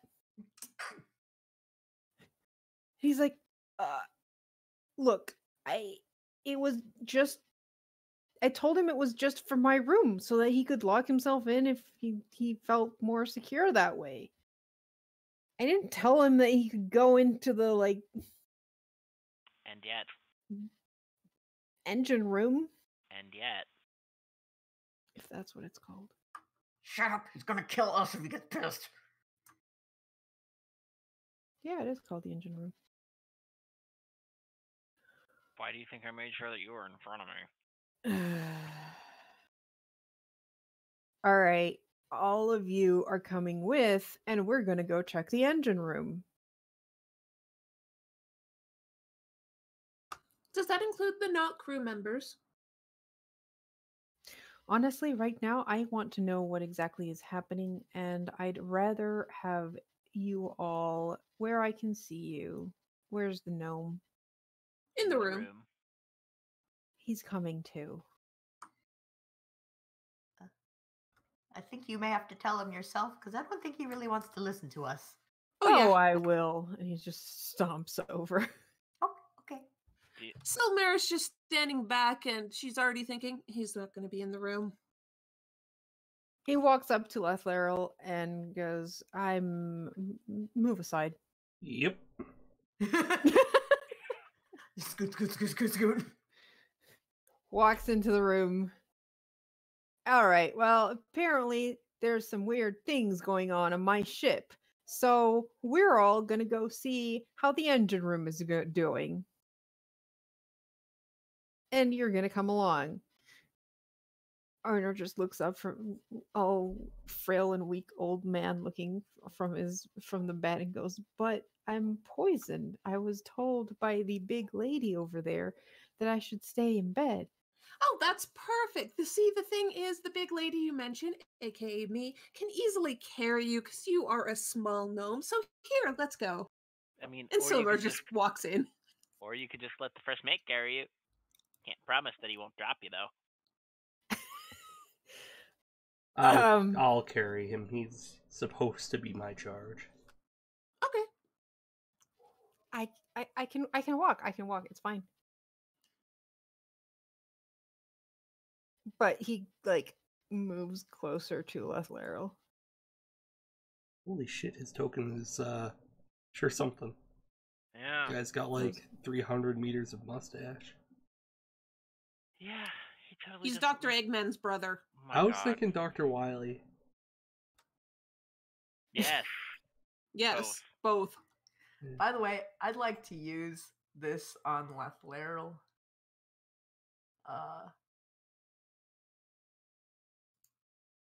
Wall of text. Basically, I would like to tether myself to Lethleriel. It doesn't do anything to you except for there's like a weird little cloud that attaches you and me, and you can't wave it away. That's weird, but okay. What it does for me is it gives me a bonus to my perception checks, and I can cast spells from your space as well as mine. Oh. So the engine room, huh? It's Nordic. It's a rock! We got ourselves a big old crystal, we got ourselves some runic inscriptions. It's a flying ship, of course it's a magical engine. Mm-hmm. All right, let's see if I can read this description without fucking up. Dull purple light floods this room. The source of the light is a massive purple stone wired into a pedestal at the center of the room. Tubes and pipes litter the ground all around it. This is basically what powers the Predator's magical implements. Which, by the way, you know how I mentioned this thing is a blimp, right? A war blimp? Mm-hmm. What do you think fills the inside of the blimp portion? Hope? Magic. Drift globes. Oh, thank fuck, I thought you were gonna say helium. I thought you were gonna say people. Nope, drift globes. Lightless drift globes. That's what makes the ship fly. Thousands and thousands of drift globes. Which I think is pretty neat. If the rest of you guys are thinking what I'm thinking, this is gonna be great. Oh dear. Anyways, as Tune you in enter, on Fridays for Mad Mage. We have a drift globe. yeah, A single One. drift globe. one drift globe. And enlarge reduce. Oh God. I don't think that can be used on a magical item. I don't know. Anyway. That seems like a future me problem. Yup. You're welcome.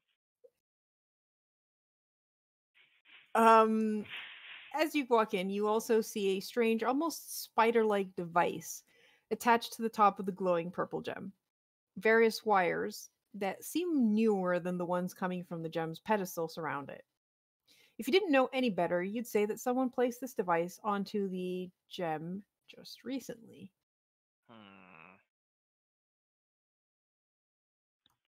Does any of this seem weird to those of us that have never seen this before?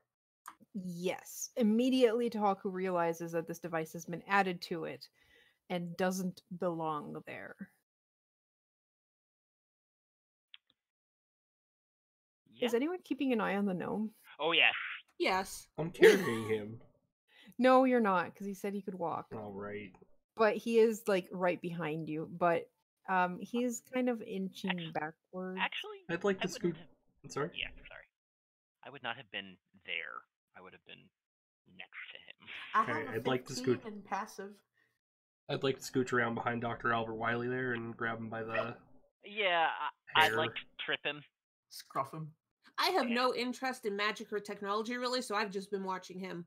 It's like, little buddy, you might not want to do that. Yeah, no.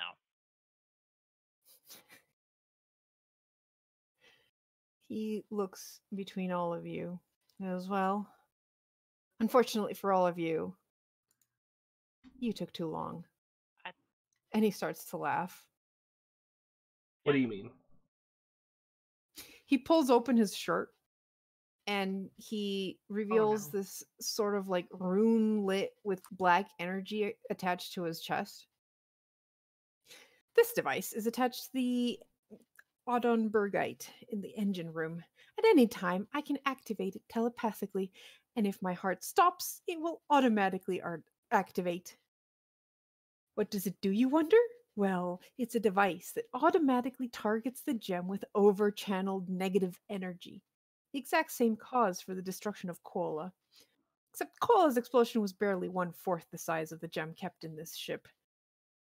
Once this bomb goes off, a hole the size of Castlegrass will open in reality, destroying everything for miles.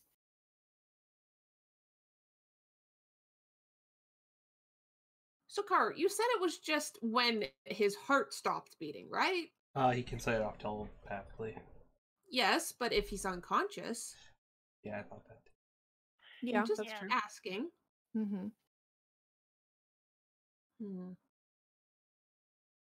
Okay. Yeah. So, why? I guess is the question. That is such a good question, my friend. My protector. You see, I have a grudge. And I think the Dinzers require a reckoning. They used me for so long, and I think they deserve what is coming to them. Because I am going to fly this ship to their capital city and then set off the bomb. Are we above anything of note right now? You were heading towards a city. But we're not there. Not side. Not there yet. We're just kind of in the middle of fucking nowhere then. Above Fantasy, Oklahoma or something. You are probably, this was, considering how much time has passed, you're probably like 2 or 3 hours out from Patmar. You have to cross the Basilisk's spine. You are actually pretty close to Koala, relatively speaking. Okay, so we should wait until we're over the Basilisk's spine to knock him out and die heroic deaths. Gotcha. Are you a magic user? Yeah. Mm-hmm. All of us. Kinda. Okay, give me your Arcana checks. Okay. I'm gonna do this just because it's gonna be funny. 21. 23. 5. This Wow, I place didn't is roll the so lowest. cool. This is why you're not Honestly. allowed here. I have a -2 in Arcana, and I still rolled higher than Rick. So what's Yeah. up, Karu? Okay, so Lethleril and Aquila, you both realize that if this bomb is set off, you know a bit about like what happened at in Kola, and if this thing goes off, the hole that it tears in reality will not stop. It'll just keep eating everything until the whole world disappears. That's bad. Yeah, do we know any way to stop it? Or to, like, keep it from activating, aside from to knock him out before he can telepathically say, hey, yo, boom. You'd have to disable the bomb that's currently armed onto the crystal. Basically, separate the device from the crystal that it's currently Okay, stuck to. if we say froze it solid, would that do it? Probably not. That might set it off. First things first, you had some idea for unconscifying this guy? No, I wanted to double check that. I was looking at my shit. Oh. I don't think I can knock him unconscious without possibly killing him at the same time with one of my spells. Yeah, I definitely. Yeah. Karu, I'd like to choke him into unconsciousness with shape water. Shape water. Yeah, I'm gonna shape his saliva into his goddamn throat. Okay. As you start making your spell go off, you hear a thudding noise and the sounds of something large Great. slamming into the hole up top. And you hear the captain shouting out, "We're under attack!" Seriously? You did this too? Blarg, blarg. Oh, right, he is on. He how do I shape water is not necessarily something you never necessarily can use to do something like that. So you want to what? Drown him, basically? Yeah, mostly. Not Okay. totally. Don't kill him, though. Yeah. Well, Until he passes out, basically. yeah. Well, as you shape water, You could freeze it. You can't get it out.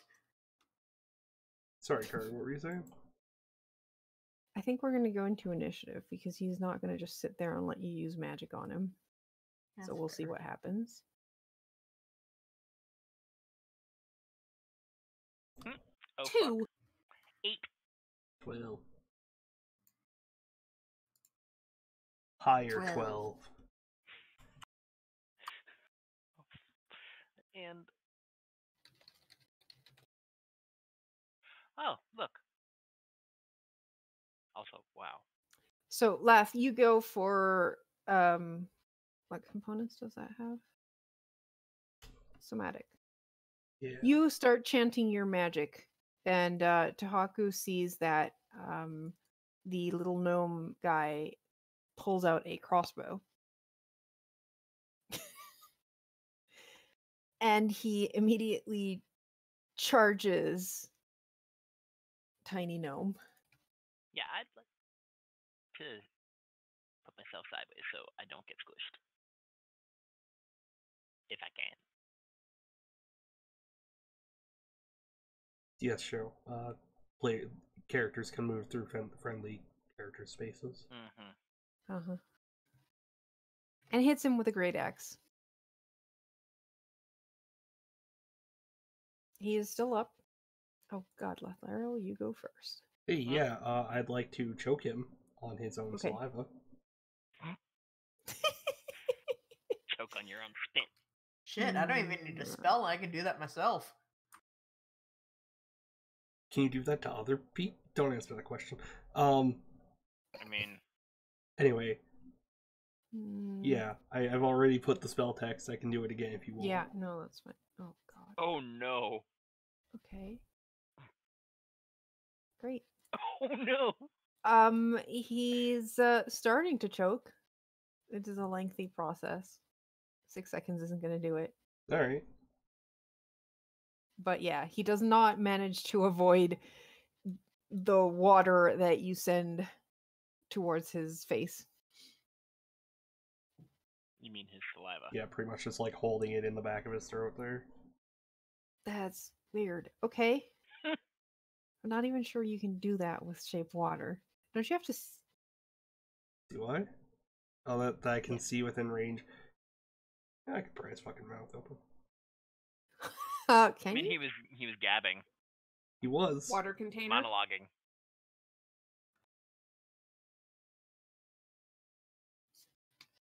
I don't know if you can see the saliva though. Oh, trust me.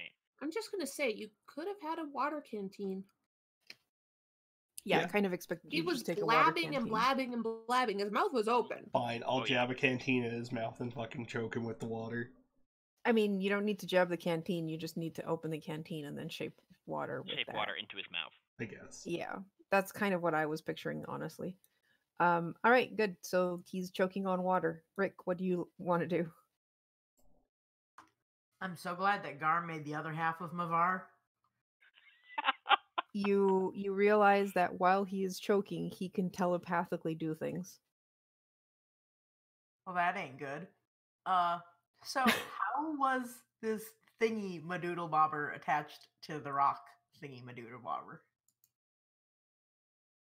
Like, was it placed on top? Were the wires drilled into it? Like what?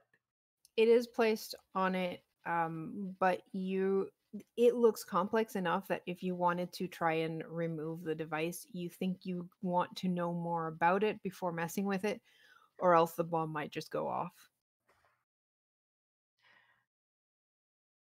Well, that ain't good.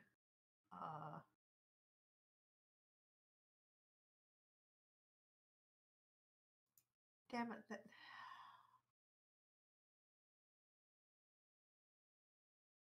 Grumble. Grumble. Wait. Walk through people. 1, 2, 3. It's the only way I'm gonna get dibs on this stupid stuff. 1, 2, 3, 4, 5. You giant jerk. And I would like to bonk him upside the head. Hmm. Does an 18 hit? Yes.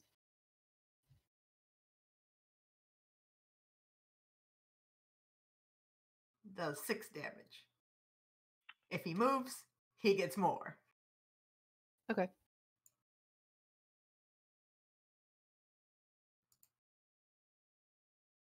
Aquila. All right. As a bonus action, I'd like to call forth Tentacle-kun.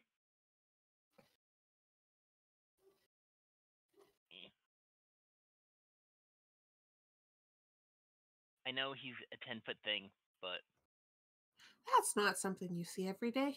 yeah. And then I'd like to choose lightning damage, and I'd like to have Tentacle-kun go right between the guy's legs and make him unable to think. Zap. Do you want to take another crack at phrasing that? All right. I'd like to make Tentacle-kun take a crotch shot so that he can't think coherently. That good? Well, that is what he was going for. Okay. Yeah, that is what he was absolutely going for. 18. Okay, that hits. And it is lightning damage because I'm trying to. Oof, for 8.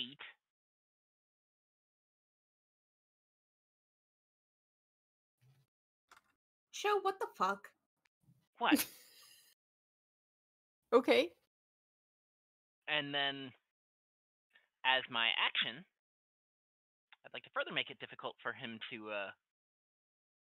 think by giving him a bit of a brain freeze. Show, just stop. What? Okay, He does not have a brain freeze. that's fine.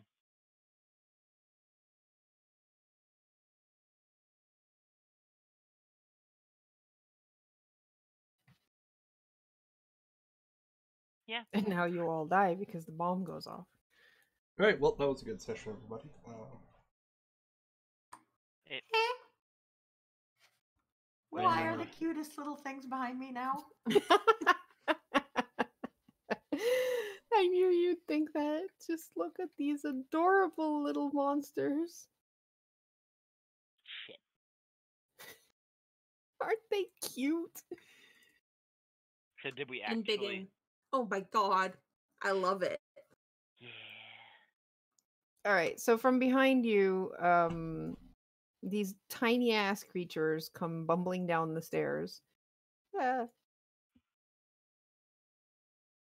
And this one's going to try and bite you. 18 Oh, wow. for 2 piercing damage.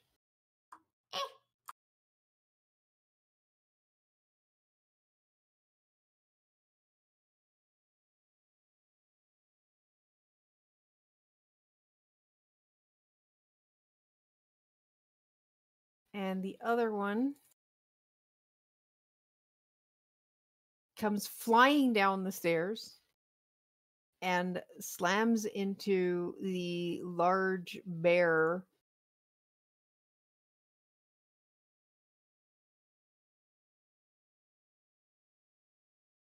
Doing 4 bludgeoning damage. Wow, you minned both of those. And all you see is this thing just slamming and bouncing like boing. Because he has a lot of fluff. So much fluff.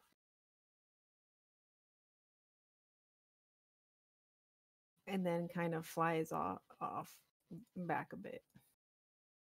Orner does not like what's happening to him. Manages for the moment to choke out the water that is in his mouth. You really don't care about your own lives?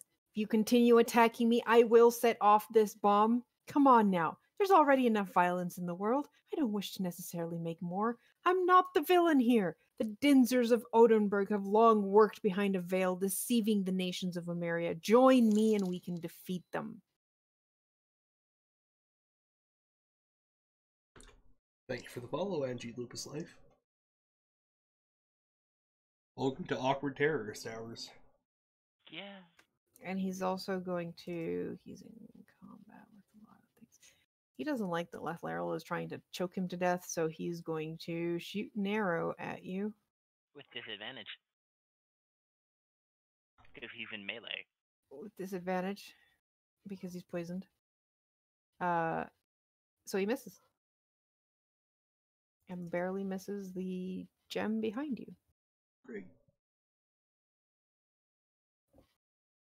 Stop this foolishness at once! From up above, you also hear fighting, and there's a sudden explosion, and you feel the whole ship shudder slightly and start to list.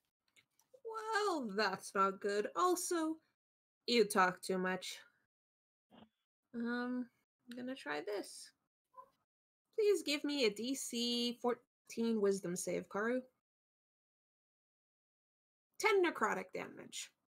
Ow. Oh, wow. He's not very wise, is he?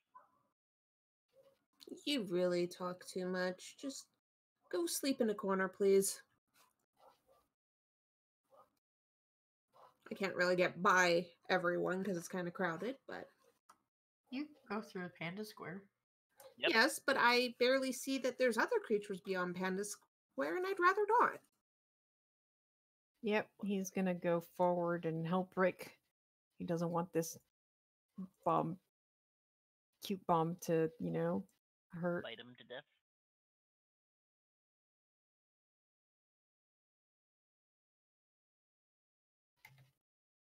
takes a big swing and just slams this thing pretty hard. Oh, he has multi-attack. Rip. Terrifying. Rip me when I find out that this thing blows up when it dies. That does not hit. What? I mean, a bomb, maton. Off arrow. Alright, I would like to injure this motherfucker with magic. Okay. In this case, I'm going to use Ray of Frost on him. That's not 14. That hits. Excellent. That's 5 cold damage. And his speed is further reduced. I'm paying you to keep me alive, not kill me. I'm only going to knock you out. Probably. And that's my turn. You can't knock someone out with magic. All right, Rick. Don't worry, I'm a cleric.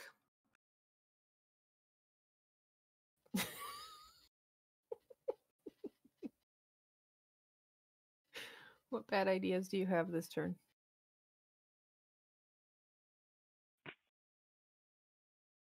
The answer to the question you just made is no. You're also muted. All right, we're going to move over here. We're going to limit the fact that someone or several someones are within 10 feet of me. And, yeah. Uh-oh. I think I know where this is going. No. Good. Yeah, I'm just going to bonk him on the head. So Okay. if he's yapping at left lateral, I'm just going to take a pose like I have a bat and smack him upside the head. With a 14. 14 hits. Actually. Mhm. Because I have advantage. Correct. 20 also hits. Bonk! For 1 damage. And 2 if he moves. What loyalty do you all have to the Dinzers?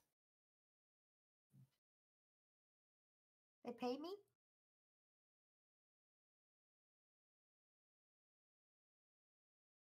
Look, man, my boss is right here. You're threatening to blow up the airship that we are all currently on. Yep. I'd rather survive. So I'm gonna first smack him with my taser. Mm-hmm. Oh. Yeah, that Number 2. works. For 6. And then I'd like to, because I'm gonna have to try and smack him with the hilt of my dagger and knock him out. 14. That hits. For 6.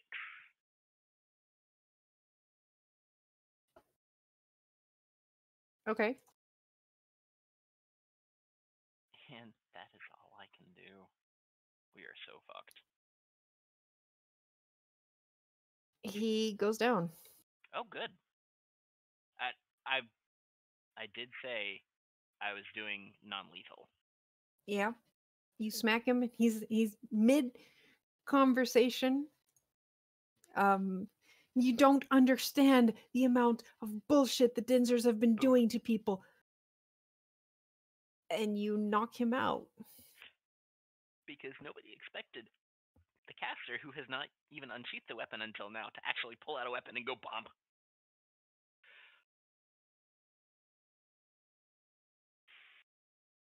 Okay.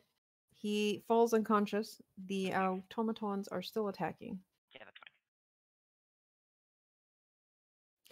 So the tiny one that just got hit kind of like kneels down on the ground, closes its eyes, and you see the fuse on top of its head lit, light up.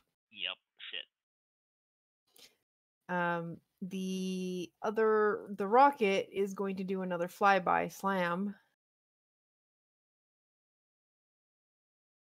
on Tahaku and do a tiny amount of damage to this huge ass bear.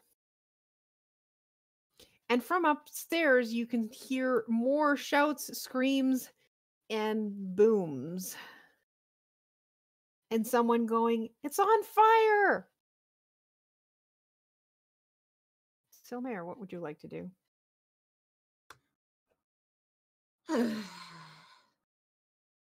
All right, well, the idiot's unconscious, yes? Yes. Okay, 1, 2. Okay, which one is ticking down to boom? The tiny one there. Okay, so it has a fuse, right? That's currently burning. Correct. I have a spear. Can I try and just cut off the fuse? Well, you would have disadvantage for basically cold shot, but yeah, sure. Okay, so hang on. 1, 2, 3, 4, 5. Oh, look, I can actually get over here. At least even it out. Mm-hmm. Okay, I'm gonna try this. 22. Yeah, that hits. 7. And you're going just for the fuse, not for it. Yeah, I want to basically. It's like, oh, you're trying to like light a fuse and blow up. Yeah, no, you're not. Okay, you take your spear and manage to use the tiny blade part of the end of it to cut the fuse off. The bomb kind of blinks in confusion and upsetness. Don't start that. That is very rude. And then opens its mouth big, like, I'm gonna bite you. Try that, and I will smack you. I will. Don't test me. Tahaku's not gonna just threaten, he's just gonna smack. Is he, though?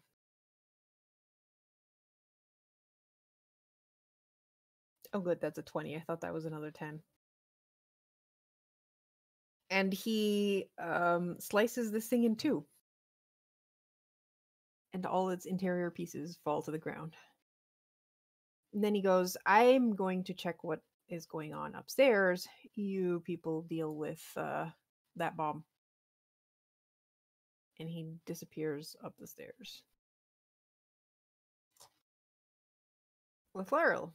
I would like to use my goodest friend, the Ray of Frost, again on this bomb-tomaton. Okay. That's an 8. That misses. And that's my turn. Rick. Great. Do the stairs at the bottom start here or here? Oh, wait, no. Yeah, they start up Okay. here. Yeah. I was looking at it wrong.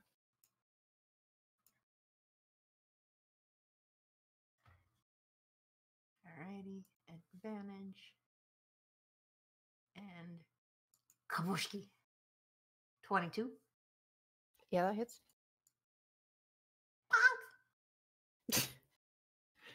You're hitting something made of metal.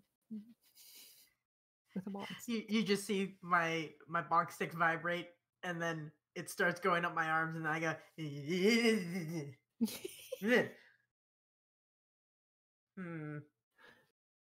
need a bigger stick.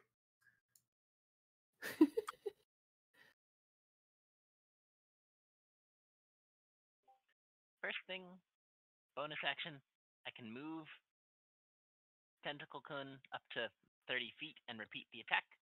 Mm-hmm. So I'm going for this guy. Don't have advantage, so I'm turning that off. Because otherwise I'll be sad. I swoosh it. And then... I mean, it's flying. Yeah, for my action, can I go over to where that thing is on top of that and try and figure out if I can, like, how to take it off without blowing us all up? Give me an investigation check. Okay. Do you have proficiency in Arcana? Yes, I have proficiency in Arcana, Investigation, and Perception. Okay. So you can add a +2 to your check, to Okay. your investigation check. 22. Okay. You start investigating this and you realize that this is going to take a while, like a good hour to look through and figure out all the Great. bullshit that is going on. Mm-hmm. But you're fairly certain that given enough time, you will be able to understand how the device works and Cool. how to disable it. Okay. Well, I'd like to look at the rest and be like, well, once somebody finishes up that thing, I'm gonna get started on this. I'm gonna start trying to decipher it. Not Okay. touching it yet. All right. You hear more booms and death cries from up above. Silmer.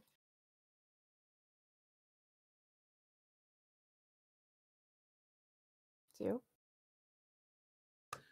Sorry. Thing in front of me. I'm gonna smack it.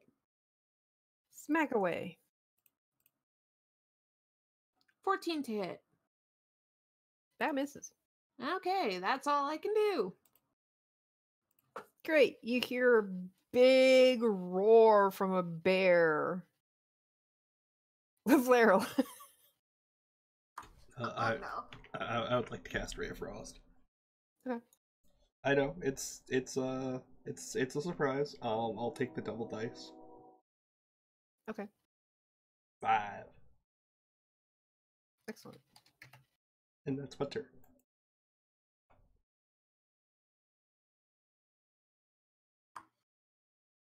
Rick. Was that a question or a hiccup? No, that was just me saying your name. All right, just checking.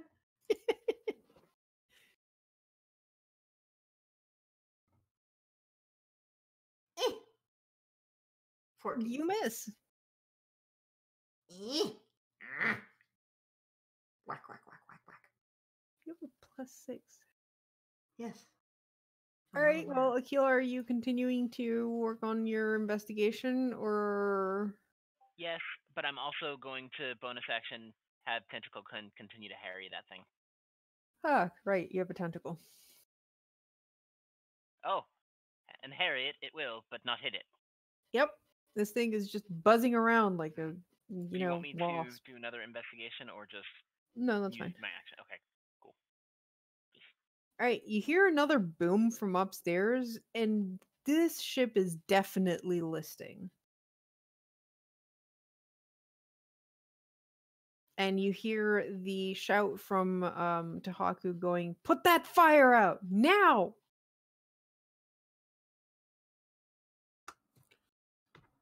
Hey, Leif, you can control water, right?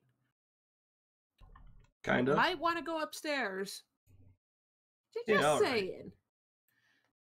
And I'm gonna attack this thing again and try and do better. 22. That is better. 10. All right. You smack it out of the air into the ground. There we go. I'll come with you. 1, 2, 3, 4, 5. And I'm just heading up the stairs. All right, which is in the other direction after Pi pointed out to me, but it's fine. It's okay. The important thing is you're going upstairs. I was also gonna say something about it. Yeah, it's okay. Lethlaryl, are you heading up? Yeah. And Rick, are you heading up? I assume Aquila cannot do anything about the people up top. No, My boss he's worried told me about the bomb. to fucking move, so I'm fucking moving. All right, so we're gonna get rid of this, but as you guys go up and go through the main areas, I'll bring. You're not here. Huh. Huh. Welp. What you see is a giant ass automaton that is currently with its arms kind of in a wrestling match with Tahaku. You see the rest of the crew trying to deal with the flying automatons that are around everywhere. And you notice that the blimp's envelope has been pierced by a bomb or attack of some kind. And you can see tiny little drift globes are falling out of the tear. How high up is the tear? It's on the lower side, so you can see the tear from below, like on where you're at. The blimp's I think it's 30 feet up. Good to know. That takes a minute for one small area, Garm. Yeah, it's also touch. Yeah. Lame. Okay, so let's see. Doesn't say. Huh. The envelope itself is 246 feet long and contains 8 million lightless drift globes. Cool. But it doesn't say how high up. It's okay. We've solved it enough for my case. Yeah. All right, what are the rest of you doing? Violence. Are there any drift globes near me I can have? Because if there are, They're- I'll do them. They are currently falling off into down away from the ship because you are still in motion. No. The animals that are up top are currently in a frenzy. Things are pretty chaotic, but you also notice that Tahaku and the captain seem to have this big automaton in hand. The rest of the crewmates are trying to deal with the tinier ones, and yeah, there's also a fire near the bow of the ship. Bow. Also. Ow. Fouchware.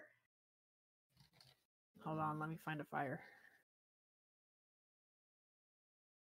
All the games you've DM'd for me and you don't have a fire.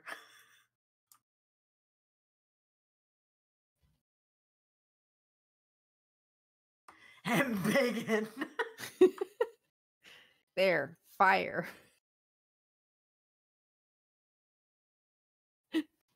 So, what would you all like to do?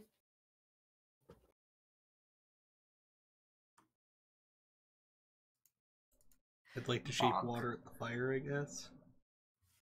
Shape water at the fire. Nah, Okay. stop being fire. What's the range? 30 30 feet. So feet. you make your way. How are you making your way to the fire? Walking fast. Uh-huh. I'm gonna get attacked by 6 billion things, actually, so that ain't gonna work. Well, that's why I was asking. You have a bunch of cages to the sides full of Yeah. animals, and then you have... Little ball I don't even outs, have to yeah. really embiggen this guy, but... It's gonna be the same size if you try. I guess my answer is gonna be violence then. So Okay. I'm not sure, Show. The palm seems really important. I also probably would have said it's going to likely take me an hour to do it. All the more reason to start now. But that does leave you without anything to do, I understand. Yeah. So yeah, we probably would tell you to come home. Also, what are your... You said you can do cold damage, right? Yerp. Yeah, I'd probably scream, Akila! Fix the fire, get the bomb later. We need cold and water. I did paste the full image of the automaton in one shots. The bombaton. The automaton. So are we Are we in initiative right now? I will be honest with you, this battle is not necessarily like you're not going to do much damage to this thing. It is big and it's a sack of hit points. But we're supposed to put out the fire, right? That's what I'm Correct. asking. Yeah. Okay, I guess fantastic. I can do a thing. yeah, just tell me what you want to do. We'll take it cinematically for the Okay. most part. There's two Uh, main problems that you have right now. One is the fire on the bow of the ship. Two is the fact that there's a tear in the blimp and you are losing altitude because you are losing drift globe. So if that is not repaired, you guys will go down and you will not have an hour to disarm the bomb. Hey, Silmare, Okay. Oh, Mhm. look. do you want to throw me at the tear? What? So Mara had moved to go towards the fire because she can put it out, and then pauses, looks at Laugh, and is like, tie a rope to yourself first, and then I will absolutely do that. I will tie a rope to myself first. All right, Just let so me a roll couple use rope. things that Akila and Rick know about the ship. The ship has some magical items that are stock. Two of which may come in handy right now. One is the rope caster, which is a kind of like a crossbow, but it fires rope. And as long as it's what is used in case someone falls off the ship, then you can just use the rope caster to save them. The other one is the thing that is used to move things on board, which is the moving ladder. It is basically a square platform that is 2 feet across, weighs 4 pounds, and can hold up to 400. While you're standing on the platform, you can use it to move up and down 30 feet per round. Huh. Where That would these one be would be useful located? for mending. They are usually in the either captain's quarters or officer's quarters. Okay. Each officer has one rope caster, and the ladders are in the captain's quarters. You also, even though it's not visible on this picture, there are enough like rope ladders to get to the envelope because this is a ship and that's kind of something that's needed just for Yeah. moving around. I'm still And going so- with throw me at it. That's fine. I'm just pointing it out that you have options. Akila will be like, there are rope casters that you can use, and there's a rope ladder or a ladder thing in the captain's Which is quarters. faster. Just throw Throwing me. him. All right, I'll throw you. I'm going to assume this is going to go poorly, and I'd like to run back downstairs and rifle through the gnome's pockets for the keys. And Okay. could I bring Tentacle Kun over here? He can do cold damage as well. I'd like to have him be a tentacle hose. I really wish you'd stop calling it that. Yeah, show. I'm just gonna say, Karu, you might have to ban this class from show if he keeps this up. To be fair, Karu was the one that named it that. That doesn't change anything. Shows just no. What are you doing with your tentacle? I'd like to put it over here, and I'd like to use it to try and put out the fire with its cold damage. Where is here? I can do it anywhere in 60 feet of me. Okay, we'll pull it out. Yes, okay. Never again. I didn't do that one this I time. am going to say if I ever DM anything again, I am banning this. Just straight up, it's not happening. So, do you want me to actually roll an attack to see how much I can affect the fire? Sure. Okay.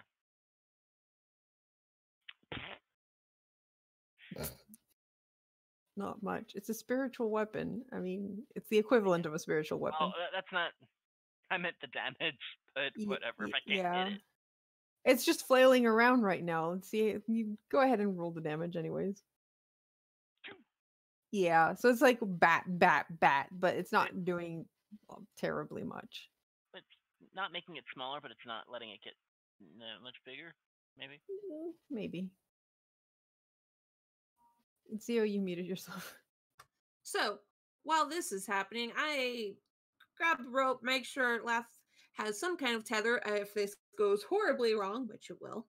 Go over to the area closest to the tear, pick up Lath, who is extremely light for me. He's like, "You ready?" Yeah. This was your this was your suggestion. Just throw me. And I lift her up and then throw her as high as I can. Give me a athletics check.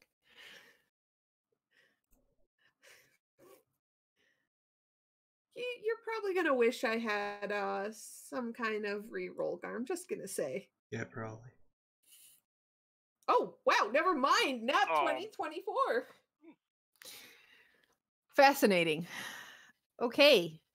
Inexplicably, despite the fact that this ship is listing, everything is out of control. There is a huge automaton that is in a wrestling match with a huge bear, and the captain is wielding a cage on a stick and batting it, using it to bat this thing on the back.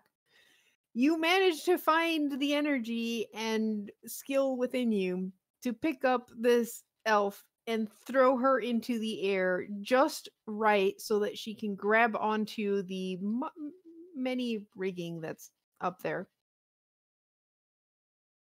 perfectly. Excellent. You good now? Lathlaral, give me a dexterity save. I would love to. 11. Okay. Hang on. You know what, Garm? Yeah? Just in the future, you have now a player advantage. Good to know. Yeah, I'm just saying. I'll use it to save when I had hit the the ground later.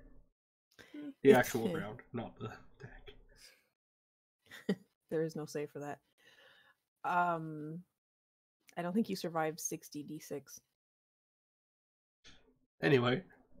You barely managed to grab onto it and for a moment slip and everyone's just like and then you hook your arm around one of the ropes and dangle close to where the tear is. Great. Have fun with that. I'm gonna go deal with the fire. Rick, what are you up to? So assuming I get the keys, which one was in the captain's or quarters only? The lifts or the ropes? Oh wait, you went back to the gnome, right? Yeah. Okay. I'm So rifling through his pockets. You do find the key. The other thing you do find, he has a pair of weird goggles that he didn't have on earlier. Oh. Well, he had them on when you went, like, when he started the battle and everything. But, yeah, he's got some interesting looking goggles. And he also has a very wicked looking crossbow. Yoink. I'm just gonna slap these goggles on my face. It's not like they're cursed or anything. Okay. You put the goggles on and you immediately get this sense of where each of the automatons are, what they're doing, and the fact that you can control their actions. I what? Make them dance. I fucking what? They're called goggles of automaton oversight.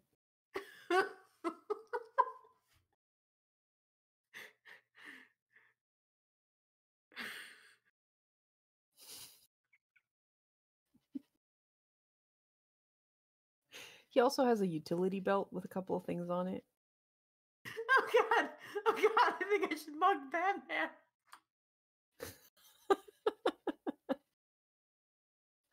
There's 3 files on it. Yeah, I don't want to touch that shit. I want to see, like, okay, there's 2 busted automatons, but I wonder if these goggles still work on those. So I'm going to try and make them break dance. Those are busted, so nothing happens. Aw. You do see the readout on the goggles telling you that they are no longer in operation. You can also see that the health bar for the bigger guy is still at like 70%. Well, that's rude.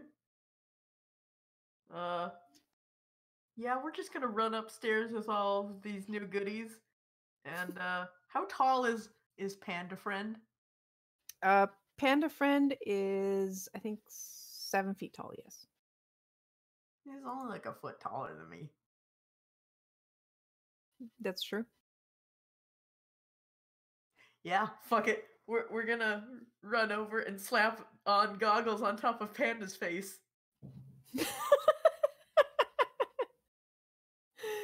In the Look, middle man. of battle. You gonna let them know what they do? Here, these control the thingies. Foomp. Oh my god. Okay, Taco has this moment of confusion as he's still wrestling this big automaton, realizes what he can do, and immediately makes them all stand down. Because I didn't want to do anything, make more damage, and then it's my fault. And that stops the battle. Excellent work, Rick.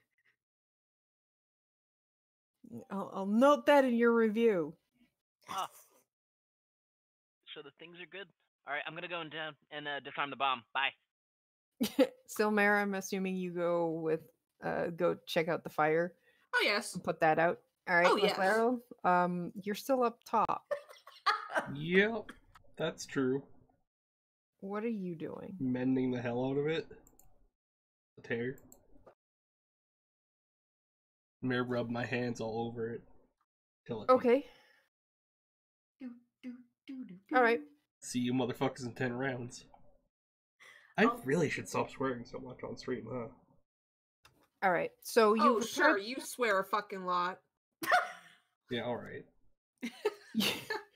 you repair the envelope, but by the time you repair the envelope, because of the fact that it's a tear that is pretty big, and the fact that mending takes quite a while, you have lost quite a lot of drift globes, and you notice that you're not going to be able to maintain altitude for much longer. As the rest of you put out the fire, you realize that the fire did seem to have stuck the controls of the ship in place, and you are going in an eastward direction instead of northerly. That was what you were doing before. Hey, Captain,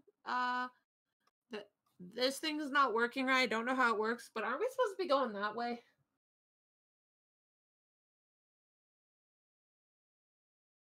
The captain walks over and tries to move things, checks everything, finally sighs and says, "It looks like it's not this part that was damaged. It looks like something got caught in the rudder." What's a rudder? I've never been on one of these before. It's that thing that goes like this, and I make wee woo motions with my hand. That helped fantastically. Thank you. It's what gives the ship its direction. All right, where is it? Back of the ship, below the ship. Can you access that while the ship's flying? Not easily. But if someone is able to maybe grab some rope and is brave enough to go down there. I mean, someone's already asked me to throw them up into the air. So, it will probably require someone strong enough to unstick the rudder. Hey, what about the interesting automatons you now have control over? Just saying. That is a good point. Tahaku, what can those things do?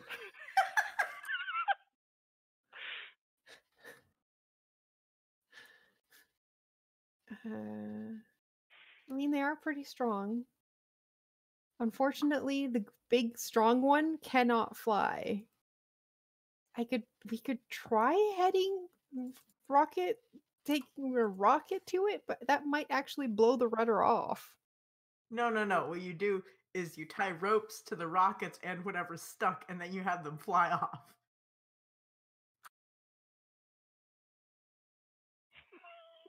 What? What do you want to do?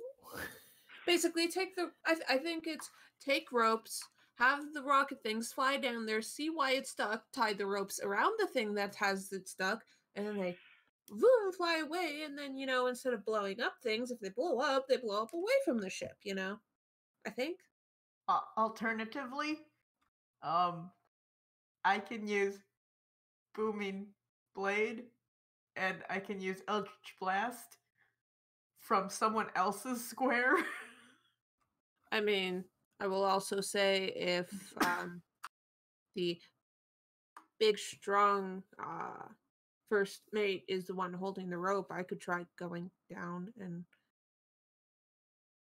like that is an option, just saying. Like, I don't think any of these other ones are strong enough to, make sure I don't fall, but he looks strong enough.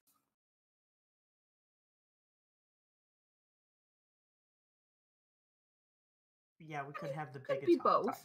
to hold the rope. Could be both. I would trust both, I think. Okay.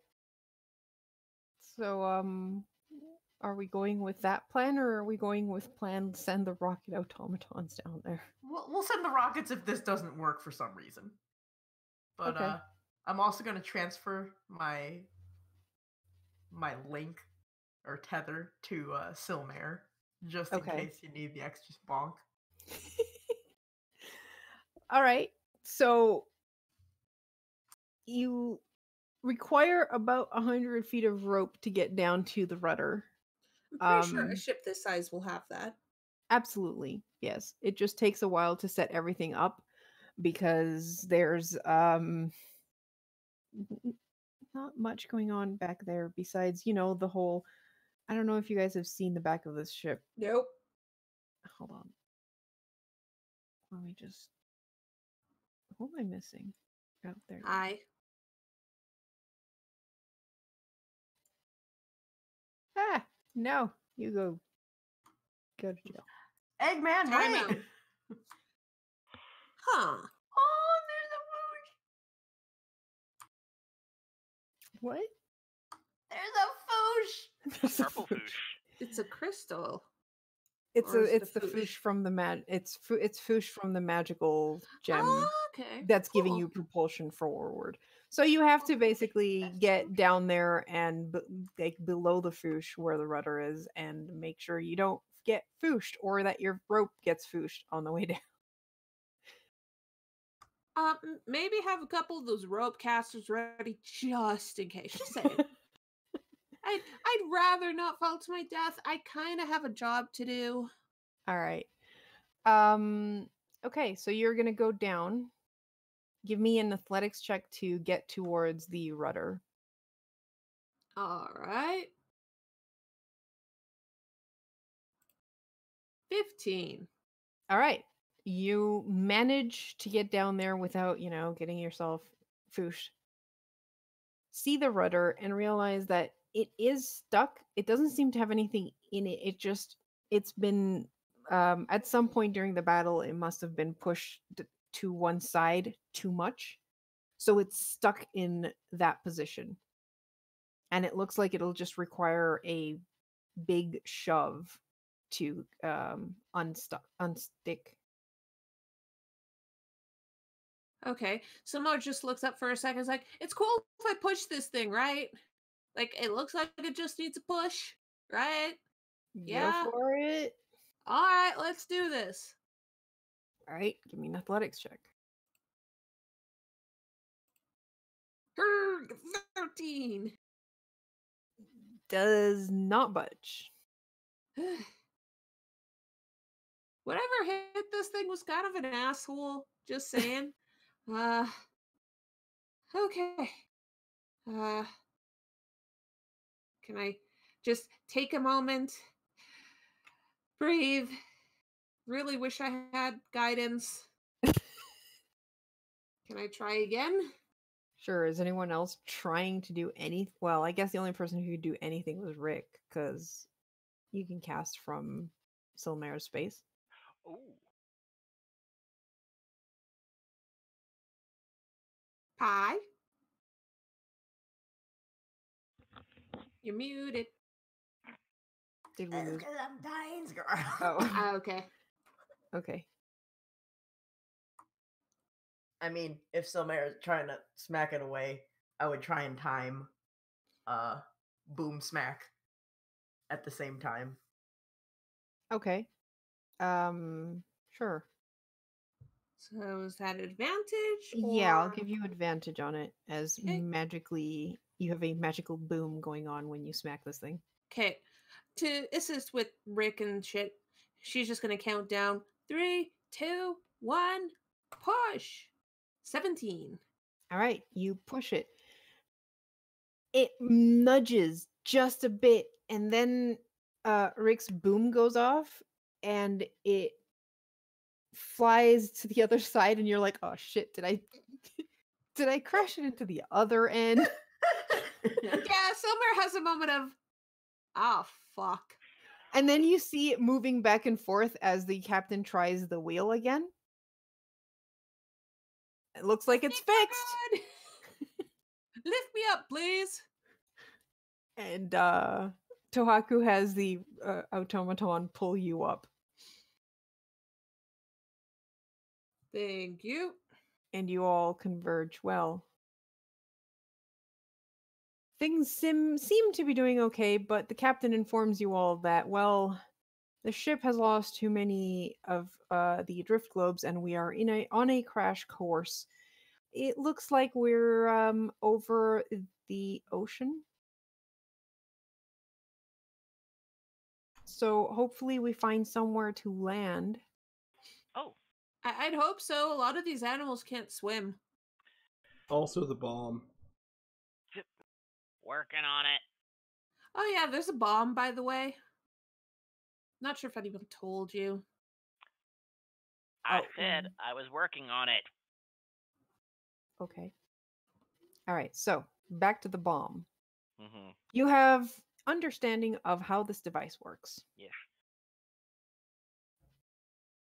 You realize that this is going to take a mixture of very dexterous hands, Great.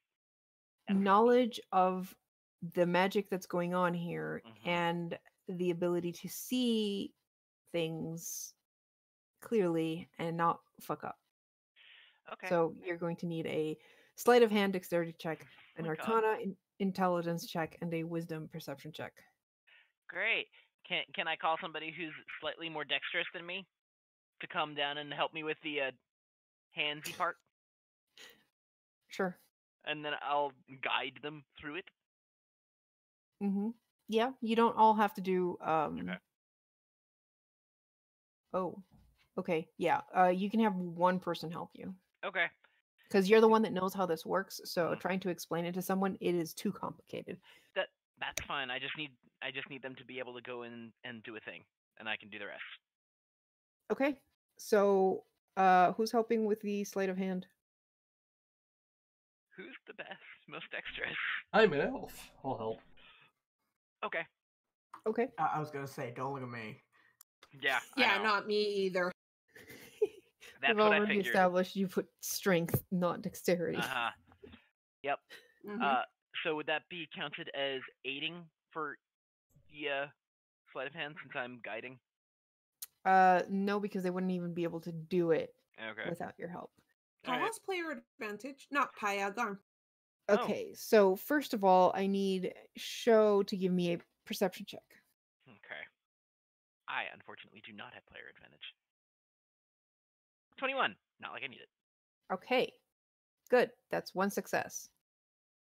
Now give me an Arcana check. 20. Wow. All right, that's two successes. And finally, the important one. Mm. Lethlarel, give me a sleight of hand check. I'd like to use that advantage. 17.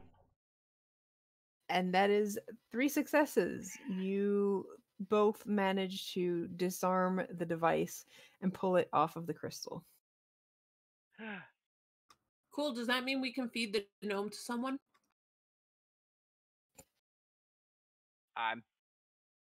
Let's just make sure that he doesn't have any more things that could give whatever you're Oh, feeding him to absolutely. heartburn or something.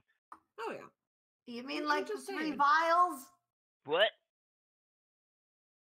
I'm gonna run back to the gnome after that and look at the 3 vials, take them off, and search to see if he's got anything else.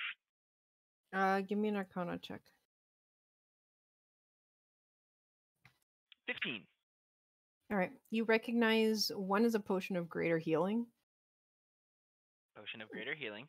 One is a vial of acid. Vial of And- acid.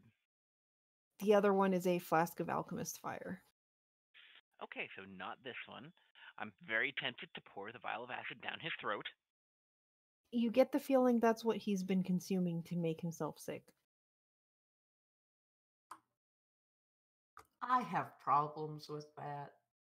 Oh, yeah. He's been taking poison. I can't feed him to anyone. Wait, I mean, we could always just huck him Throw him overboard. overboard? Yeah. And We should I could probably- We should probably find out if he has any co-conspirators or stuff like that. Yeah. I was more thinking, how the hell could he talk if he's been downing acid? Also, I was hired to escort him to a port, and I do want my money. But you were I hired. don't think we're getting to that port. Oh yeah. Does he have the rest of the money on him? No. Does he Nope. have any money on him? Yeah, does he have any money on him? Nope. Alright, whatever, chuck him. I'm definitely taking the crossbow though, and whatever You else. don't know he has a crossbow. He shot it at us. Yeah, did. but I took it. Yeah, the crossbow's missing. Rick. And the goggles, I'm just pointing out. So you Yeah. know someone took shit. Also, can I just say I didn't want to show off his token beforehand because it screams I'm evil. Yeah. No, it screams aesthetics. It can be He's Doc- both. Karu, he's Dr. Robotnik. Maybe. He's got the hair, he's got the goggles, he's got Like, if they're going to make a secret bad guy, don't make their character art this obvious. That's like everything I've ever wanted in my life right there. I'm just gonna post the image from the book for him and his automatons. Shout out to the artists. Yeah, in this. that's like, awesome. holy shit, I love this style. Just maybe Yeah. have a rollable token for the evil dude that has him looking less evil. Mhm. Yeah. The art for the characters is done by Paperforge. Okay. Nice. So, Karu, how high above the ocean are we right now? Funny you should mention that because you hear the captain calling for everyone and saying, "Find cover." And you look to see that no more than 10 miles from where you are, there's a tropical island rising into view. It's a small island, maybe 60 miles across. And you are heading straight for it. And it looks like you're going to probably crash into that island within the next 5 to 10 minutes. Oh no. Silmare. Silmare. Karu, are there any creatures that are on this ship that can fly? Probably. Besides the manticore. You make a point of clipping all their wings. So, no. I meant more like maybe we should like open some of the cage doors so they don't just get squished horribly when it crashes. Oh yeah, I was just planning to open the ones who can fly first if they could fly away. I mean, They can't fly. Like, they can fly like a like chickens. parrot. Yeah, like, they can fly limited, but they can't. Okay. I'm not going to let these animals die in these cages, so at least the ones on the top of the ship right now, I'm opening them. If we're going to crash, I'd rather these animals have a fighting chance. Okay. So you start opening cages? Yep. And I make sure to give the bunny to Big Bear, Haku. to Haku, because let's be real, his bunny probably isn't going to survive the crash, so... As He's sad like, as it oh is, no, it's I true. have to protect him, and he just like puts him in his like cloak. That I is will perfect. protect you. I mean, let's be real, somewhere probably also thought of that, so it's like, here, you protect the bunny. And yeah, she's going along, checking the animals, trying to make sure that they at least won't get stuck somewhere. Mm-hmm. Okay. What are the rest of you doing? Helping? Finding somewhere to not die. And All right. Give me an investigation check. Alright. I'd like to aid. How are you gonna help me in that, man? You're knows looking the for somewhere ship. not to die. I know where. Yeah, I know the ship. Fine. I'm gonna be like, hey. Alright. 16. If you accept Show's reasoning. Otherwise, I'll live. Okay. You realize, well, the ship is pretty sturdy, and it'll probably absorb some of the crash damage. You realize that the securest room on this entire ship is the captain's quarters. It is in the very center of the ship, and it's probably going to be the last thing to survive if everything falls apart around you. Great, that's where I'll be.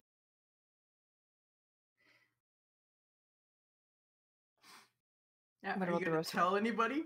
Yeah, are you gonna let the rest of No. us know?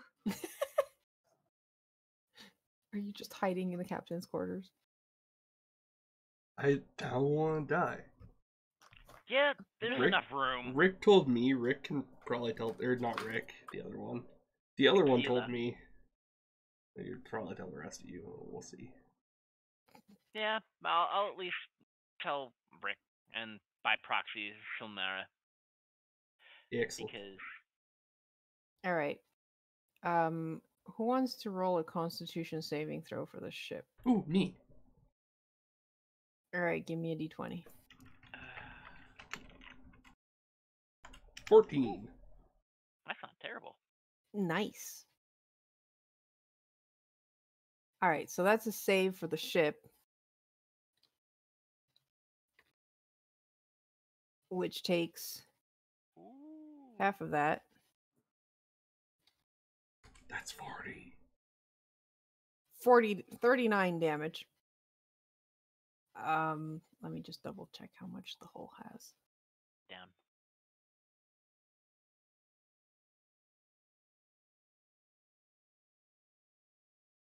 This is me scrolling through the whole thing.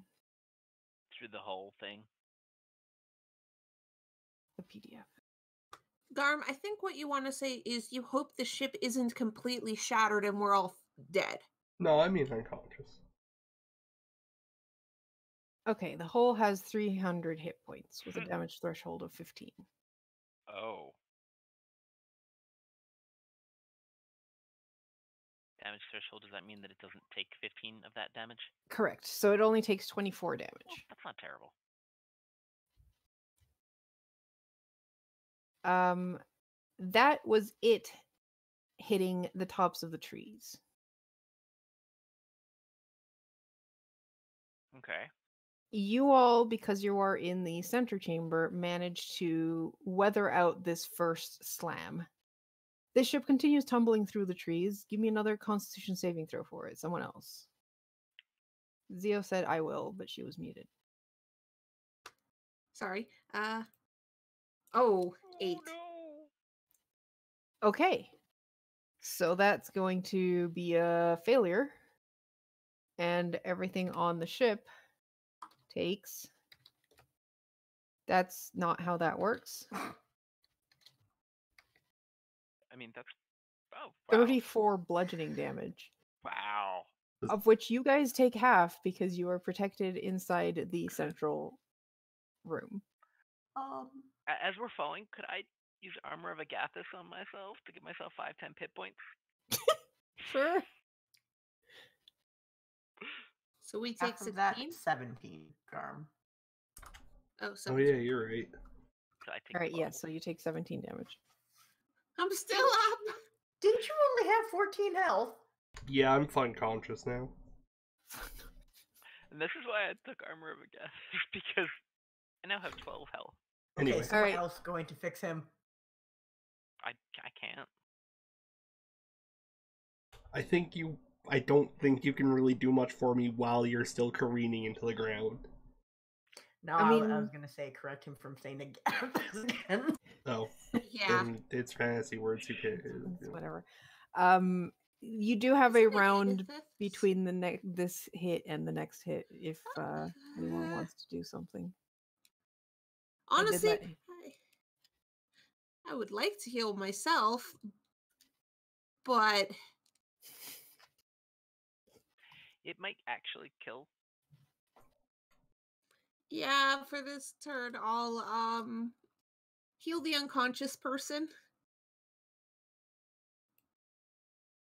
Okay. Sorry, I just had to fix my slots. I haven't actually used any spell slots today, but it went down because I was testing when I made this character. Mm. You take 11 HP. Oof. Free helps. All right. And then brace Um, myself to try and be ready for the next boom. Okay. Who's gonna do the last Constitution saving throw for I the vote ship? Karu. Oh. Too bad. Show it was already me. rolled. It me. Garm, I already did Karu's roll. Yeah. All right. That's- Well, the ship takes another 19 damage. I was gonna say But- Car's rolling damage. You all feel the shudder and the crash and take 19 damage as well. Wait, 19, We not do? half? Well, actually, this is cinematic, but you all feel the final crash as it comes down to a resting spot and you pass out as the crash happens. I mean, to be fair, yeah. Yeah. Accurate. Yeah. You don't die or anything, you're just knocked unconscious by the final, getting thrust into the wall as the ship comes to a stop. Can I just say something that I'm really concerned about? That amount of damage we took, I'm pretty sure manticores have more HP than that, and I'm really scared now. I mean, they were also on the bottom. Yeah, that's nice. It's true. Manticores they- have a lot more HP.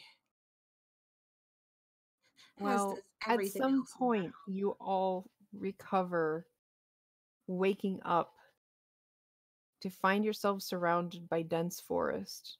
The buzz of insects and cries of wild animals are the only sounds you hear.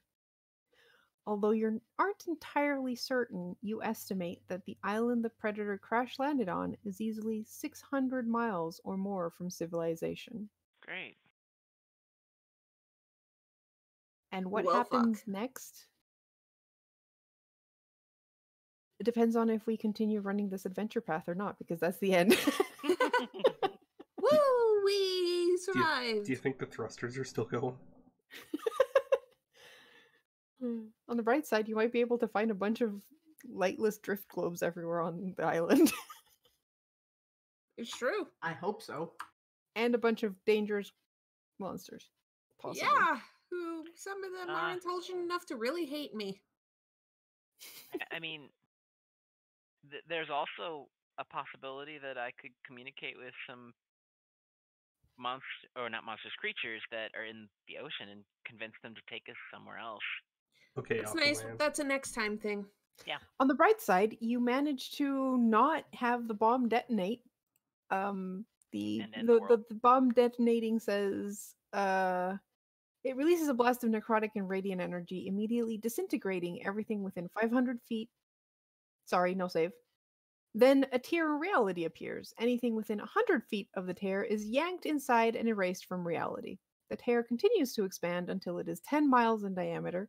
Because the hole is so large, it continues to absorb all matter within 1 mile of it, including the ocean, earth, and even the atmosphere.